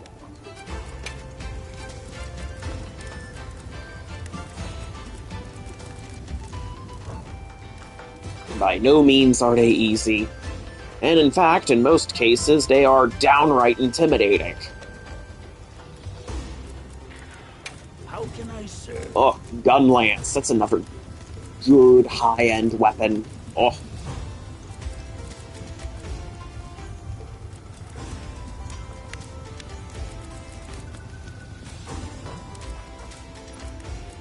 How can I serve?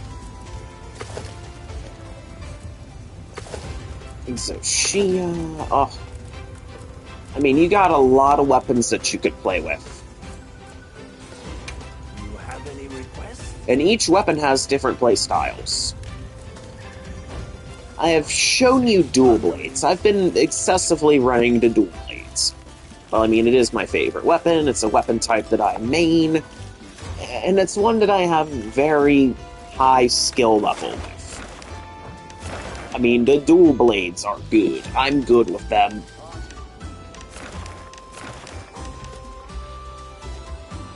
Ah, Arkveld.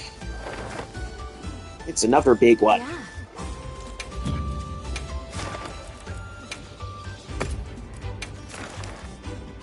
Ufduna, Gravios.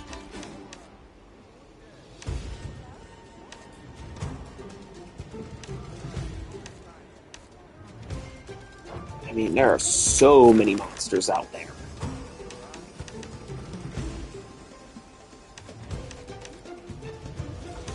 Arkveld, Laggy, Seregios, Jindaha, Dao, New Udra.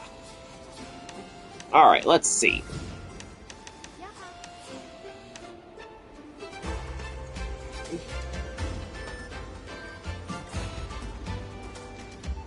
Yeah, well, here's the thing with your, okay, you can make YouTube vids from your PlayStation 5 itself. I mean, you can live stream if you get a YouTube account connected to it, and you can even, there's an option, the share button on your PlayStation 5. You can record your recent gameplay. You can even do pre-recorded videos, so you can do that too. You've actually got some options Of there. course. Come back anytime.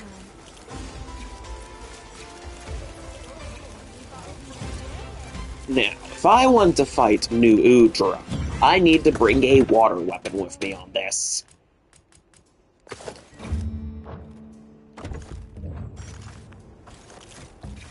Oh, but that wait, no, I don't have the, Come on over. I still don't have the, little, tickets that I need to make that.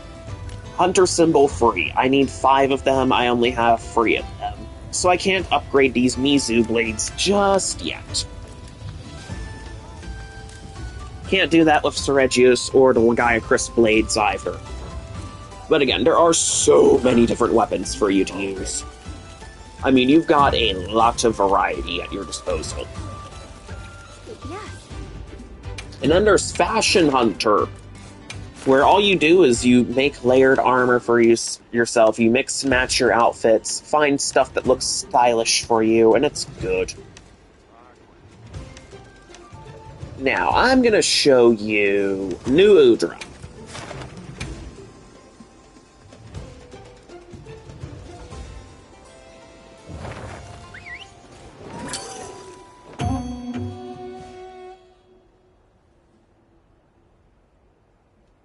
Okay. So if you want... Okay, so your PlayStation 5 will only ever record gameplay. Nothing else. Now, if you're using the built-in microphone, that will capture your voice and any background noise around your house. Like, if you've got a barking dog, it'll catch that. Now, if you want your face to be seen, you've got to have a camera bought separately. That's what I'm using. I had to have a camera bought separately. And interestingly enough, the camera only functions for live streams. Now, the microphone will still work for, say, pre-recorded stuff.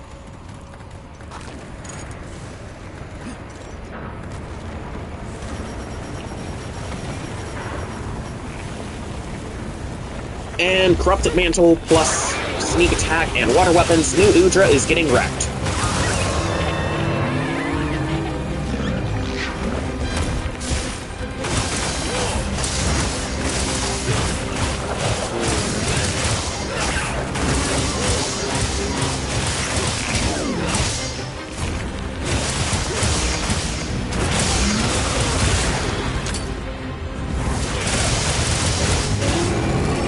Ooh, look at that!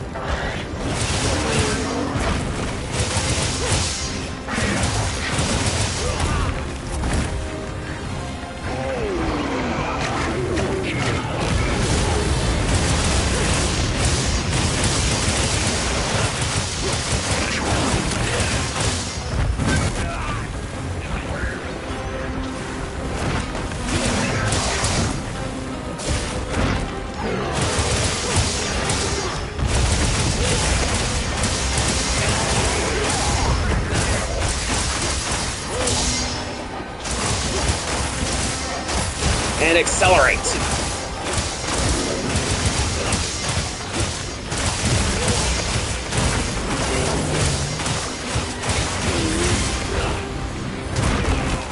Okay, of course I'm gonna get hit from that.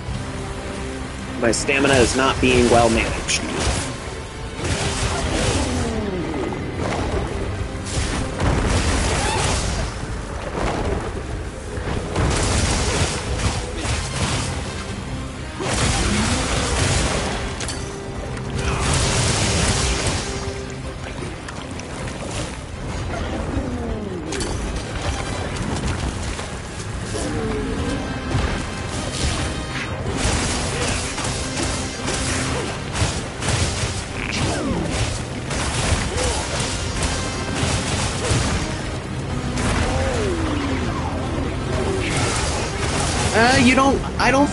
I think you just need a YouTube account. I don't think you need PlayStation Plus.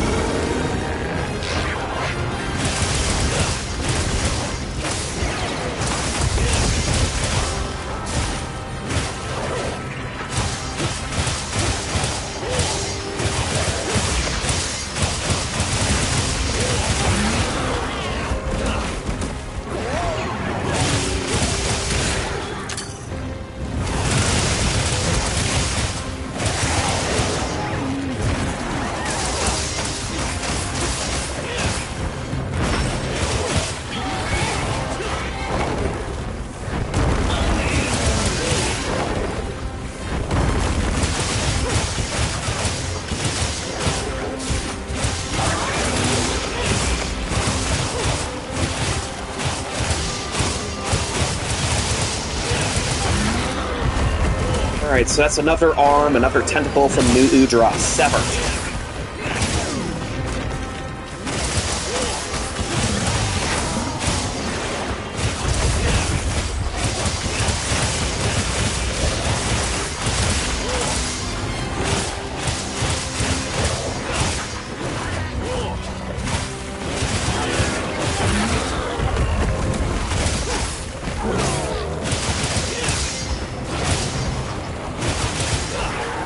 Look at that. The tentacles are just gone. And there's a nice little bit of detailing here that the tentacles for New Udra, after you sever them, they're just lay there on the ground, wriggling and writhing until the end of eternity. That's morbid though it may be. You have to admit that's some good attention to detail. Capcom knows how to do detailing.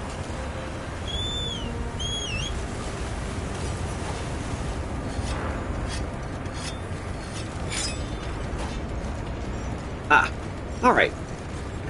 But I've learned that it is relatively simple to connect your YouTube account to your PlayStation, though you do have to, I think, wait for some kind of authorization and all that, like verification to do live streaming, but I think you'll be alright. Oh, whoa. There's something wrong with the bones there, I think, on New Udra. The bones, it kind of extended a little too far. That was kind of cursed.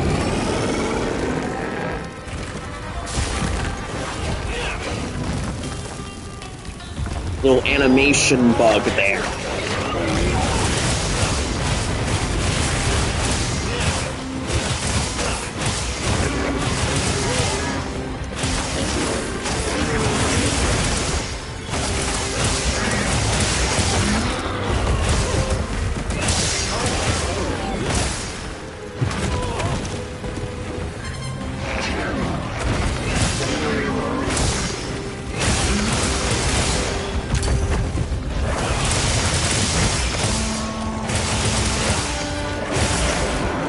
Woo! There you go.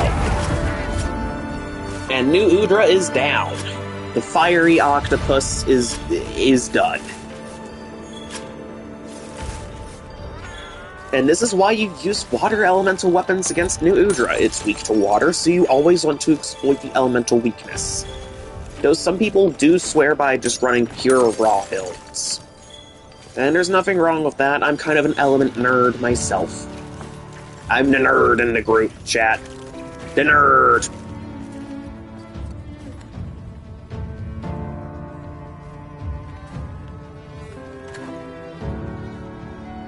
Okay.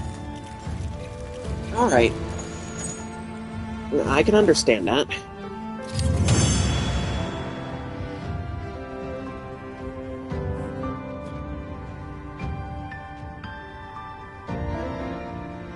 Look at that.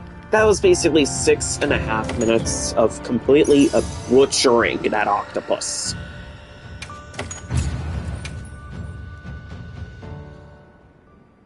My gear is insane.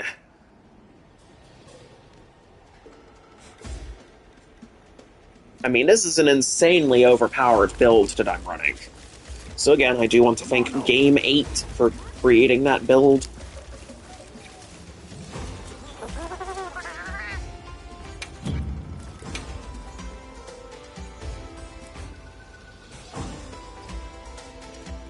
Okay, let's see. Completed bounties. 1 event quest. 4 high rank luck. Okay.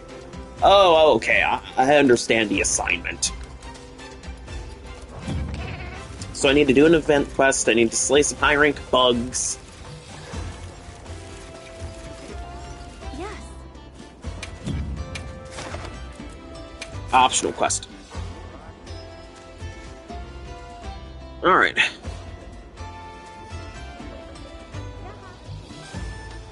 Oh, okay. Okay, I can understand that. Alright. So we're going for the high rank stuff. Okay, Sharp Squad, doot. There's our target. We've got some nasty bugs to destroy. Hooray, we're going out to squish some bugs. Ugh.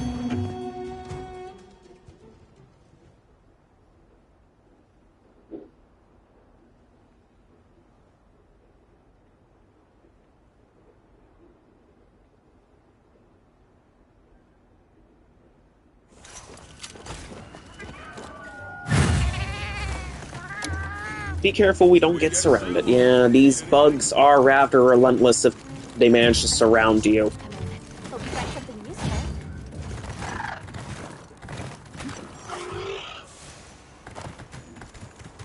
Fortunately for me, I'm packing some very high-power weapons, so I can engage these bugs with minimal fear.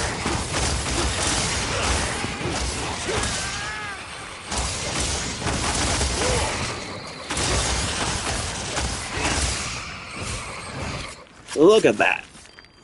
Yeah, and the purple crowns, yeah. Yep, I've noticed. They're kind of new. Top fans. Looks like you're my top fan. Thank you for that.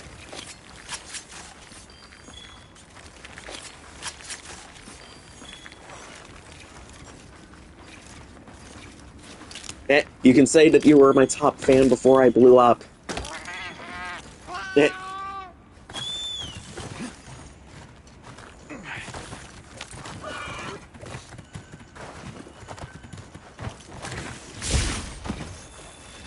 We got more bugs.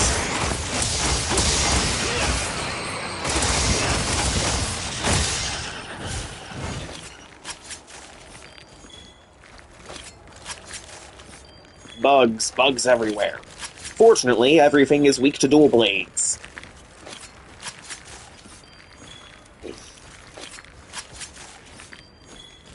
Just hack and slash everything until they're all gone. Slice and dice. That is the way of the dual blades.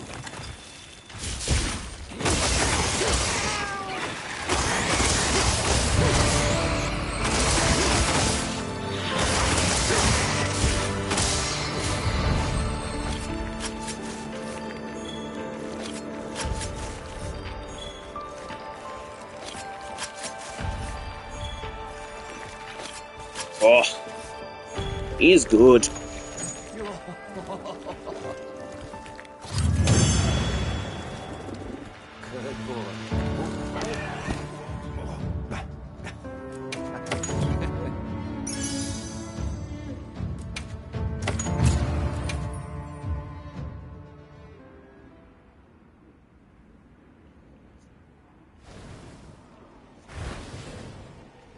It's a shame that I can't change the weapon pigment on my Archean weapons. Otherwise, I'd make it from that kind of emerald green color to that bright cherry red like the rest of my armor. It'd blend in a bit better, and it would look good. Oh.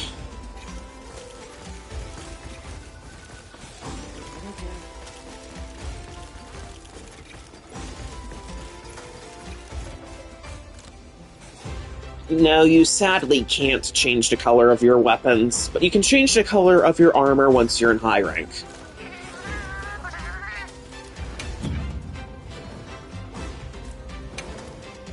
Who knows, maybe okay.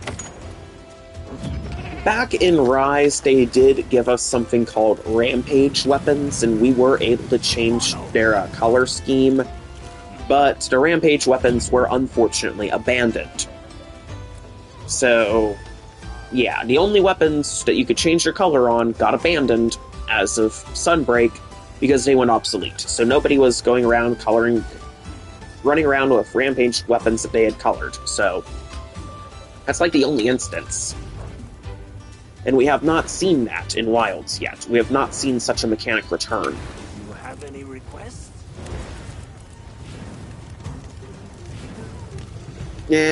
Yeah. Sorry, man.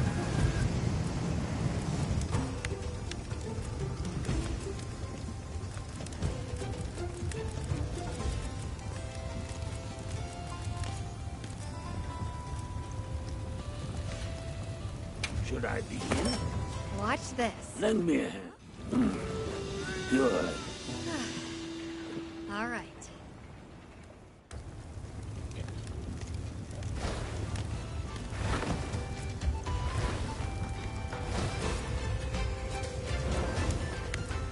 Can I proceed? Watch this. Lend me a hand. Good. All right.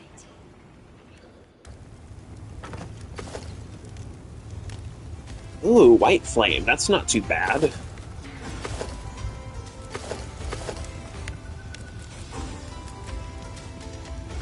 Yeah. I personally would love to see a feature where I'd like to see a comeback where we can change the weapon pigment. That's one feature I would absolutely love to see come back with Wilds.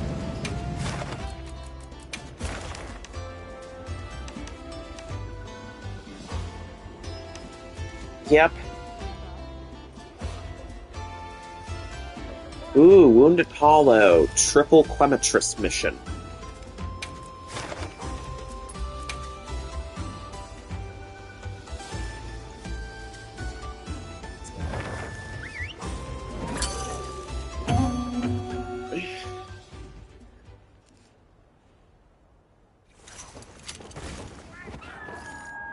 Okay, here we go.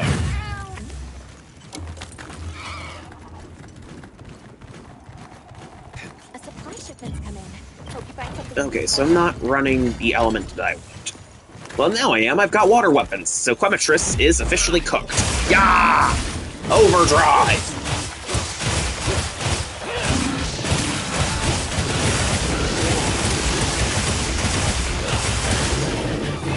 Coalescence has procced, so better element buff.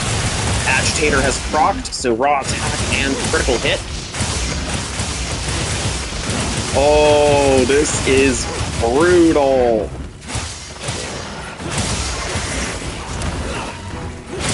Oh, the next Quemetris has appeared. There's two of them now.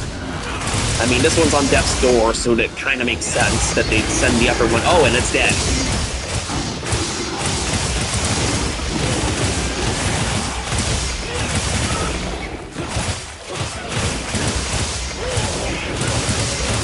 Ooh. Ooh, which ones would make good monster hunters? But more importantly, which weapons would they actually main? Because, again, there are 14 different weapon types. I'm kind of a dual blades main because they're fast, they're agile, and they can do good, consistent damage.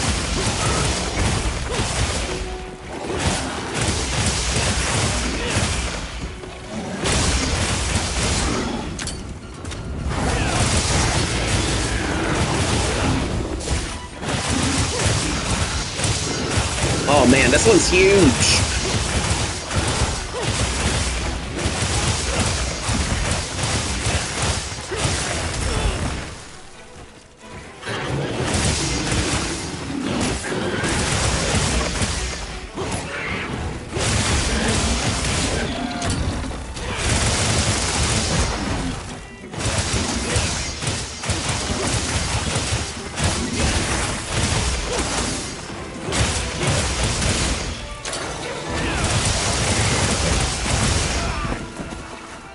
Yeah, definitely. Dual blades, definitely. Probably for ranged weapons, bow. The only other melee weapon I'd see would be Insect Blade.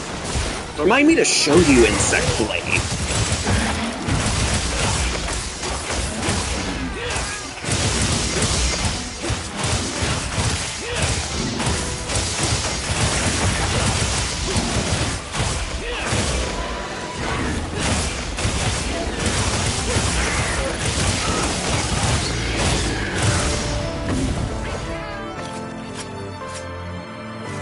Dead monsters everywhere, they're all dead. All three of them. One Quemetris, two Quemetris, and three Quemetris, they're all dead.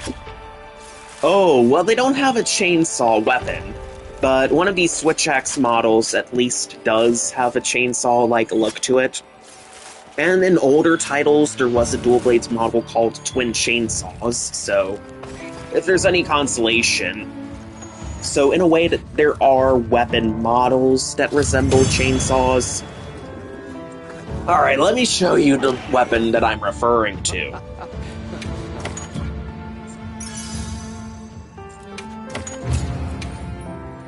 Oh, you're gonna love it.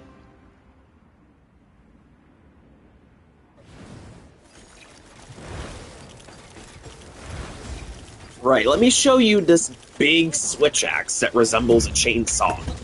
It's another Artian weapon, so it's one of the meta weapons. Oh. Mundus Altus. I'm gonna show you this thing. Look at it. Oh. Now, if I go into communications, yeah, probably some of the more brutish weapons like Switch Axe, Great Sword Hammer would probably run a raw attack build. Battle ready pose. Look at it. Circular saw when it's in axe mode. It's more of a chainsaw in sword mode, but let me show you how Switch Axe works. Yeah. Hey, welcome, Super Seal 8. How are you doing? Alright, so we're gonna do an event quest. We're gonna do Gravios Blockade.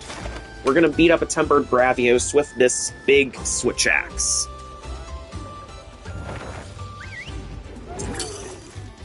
Now, granted that The build I'm currently using is an optimized dual blades build and not a switch axe build. I'm still going to run it because it does give good damage buffs thanks to Agitator and Coalescence. Alright, so we are going to go in with the sneak attack. We're going to swap the sword mode.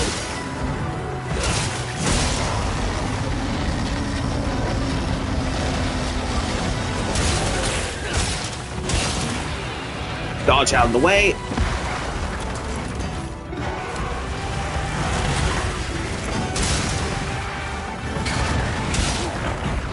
And Elemental Discharge. 0 sum to be specific. Yeah, but look at these. Look at that. Yo! Yo! Boom! We're gonna destroy this wing. Okay, we're not destroying it just yet, but...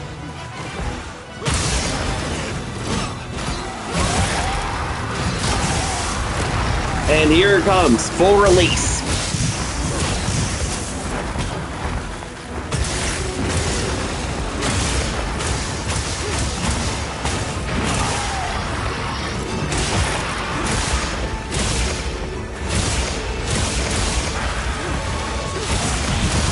Okay, for optimized dual blades build, this thing is actually pretty decent on switch axe.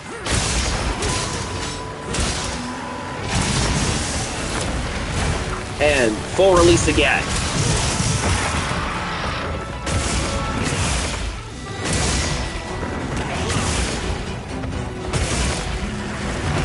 Bang! Bang, bang, bang!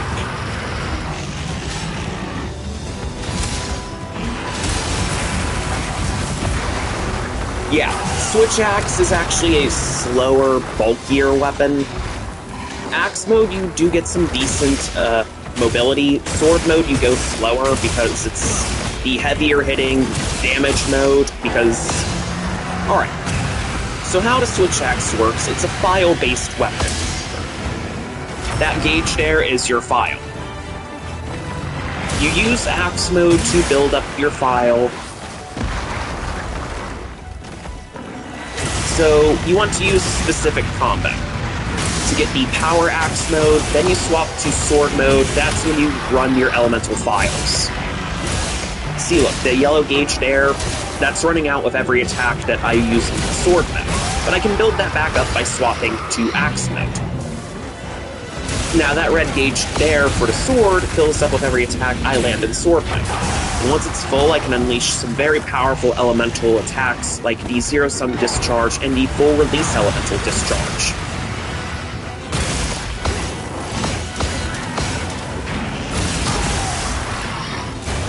We're gonna do another big full release, and boom!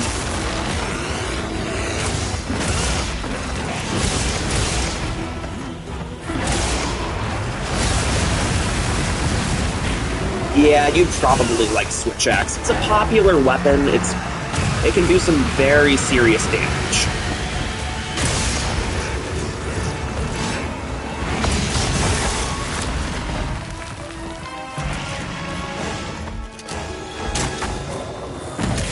And we finished it off with some slinger ammo. Gravios is down. Big Rocky Boy just got obliterated by switch axe. Oh, you gotta love stuff like that. Look at the sword mode. That's the chainsaw part, and the circular saw part from axe mode is still very much so rotating. Oh, you gotta love a weapon like that. Oh, yes! Love it, love it, love it, love it, love it, love it, and love it.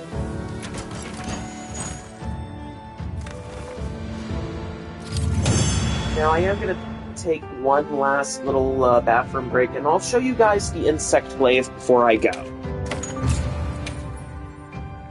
So I will be back.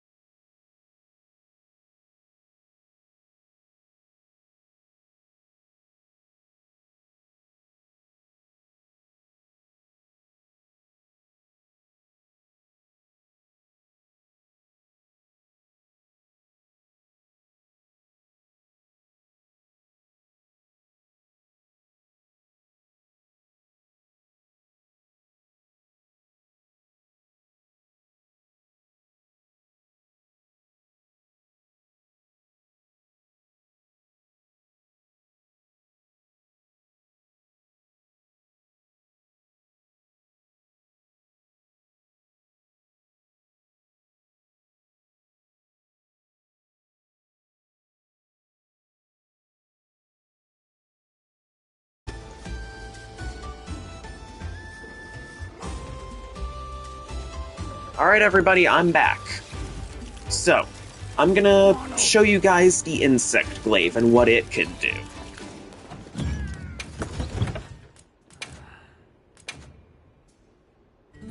Now we do have a couple insect glaive models at our disposal, and some of them are pretty high-end. Ooh, this one's an ice elemental model. Yes, ice elemental model. And there's a fire elemental model. But that's an ice element. So, I'm running an ice elemental. Yeah, now the insect glaive. It's a very interesting weapon. It's essentially a spear. Now, this spear has a mechanism that lets you command a bug, the Kinsect. Now, the Kinsect, when it attacks a monster, as you command it to attack a monster, it will gather extracts. These extracts will enhance the abilities of your hunter. You have red extract that buffs your attack, white extract that increases your movement, and orange extract that buffs your defense. Though there is a fourth extract, green extract, which does heal you. Now, if you collect red, orange, and white extracts, all three of them, then your hunter is going to get a nice buff. But what attracts me to the insect glaive personally is that it's about the only aerial weapon in the game. Like, it's the one weapon that's designed to get you into the air, keep you in the air. You're basically able to jump around and fly around well, not fly, you're able to chain jumps and aerial dodges. You don't fly, but you do chain your jumps, you chain your aerial dodges. And... okay, so check this out. Let me show you the insect glaive. We're gonna sneak attack. Now I'm gonna use my bug. I've got the white extract. I've got red extract. So now I just need the orange extract. Now I'm gonna show you the airborne aspect of the insect glaive. Now I can vault into the air and I can just fly. And the cool thing about the insect glaive is that every attack you make while airborne is classified as a jumping attack. And the jumping attacks let you mount monsters. So if you want to just constantly mount spam on a monster, Insect Glaive is your best choice. And Insect Glaive does let you jump over several attacks that the monsters can use.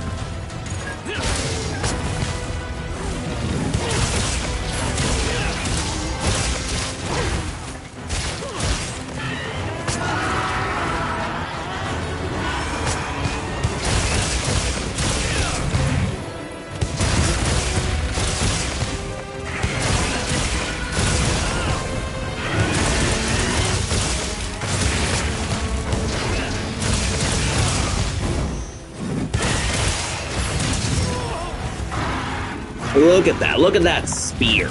It's good.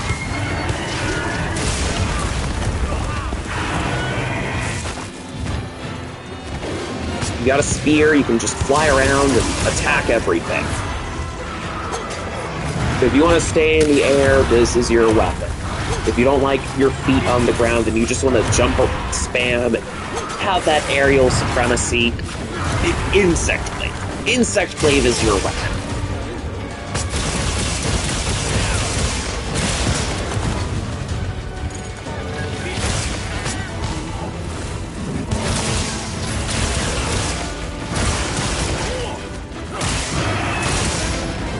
And boom, fired at Kinsect right at the Anjanath, like combat bracer.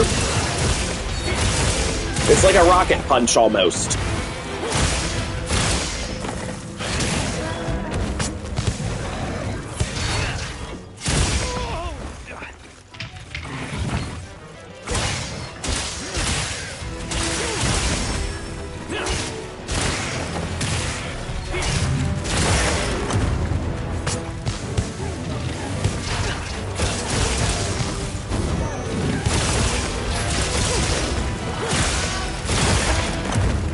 Boom!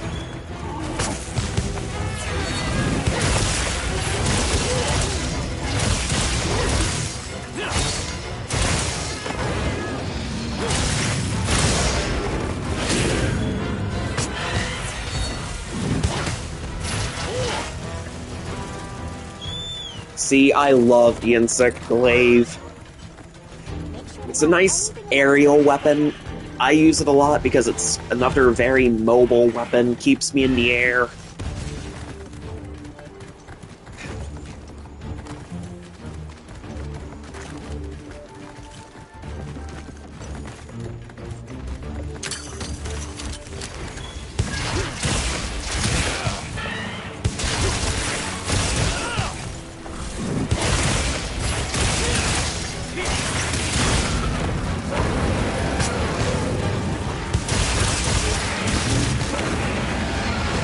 Alright, and Monster Roars will knock me out of the air.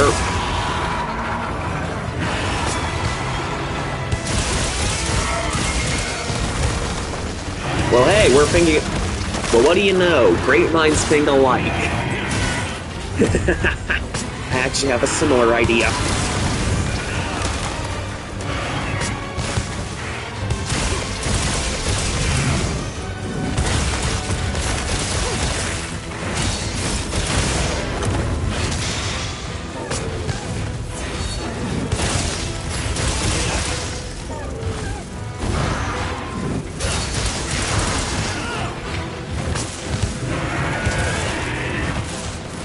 Man, I love this spear.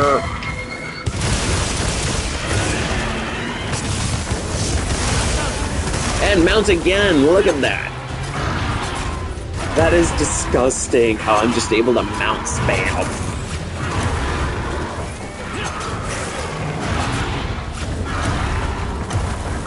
And here we go. And spin, spin.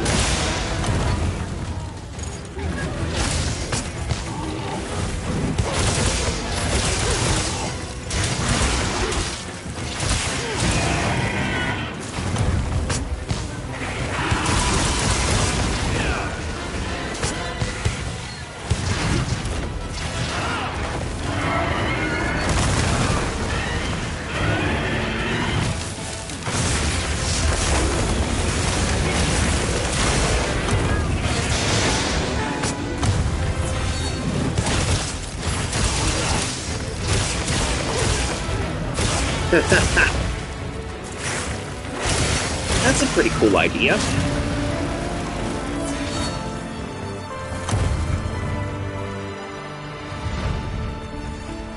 There you go, and look at that. The Insect Glaive has completely dominated Guardian Fulgur Anjanath. We managed to win through aerial superiority.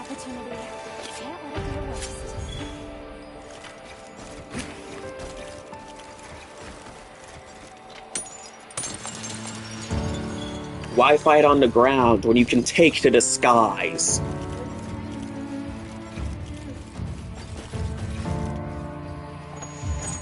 I mean, it's a valid point. I mean, why would I fight on the ground when I can go up into the air and just soar above my opponents and take them out from the air? I mean, sure, my feet are still going to touch the ground every now and then, but for the most part, I'm going to be in the sky.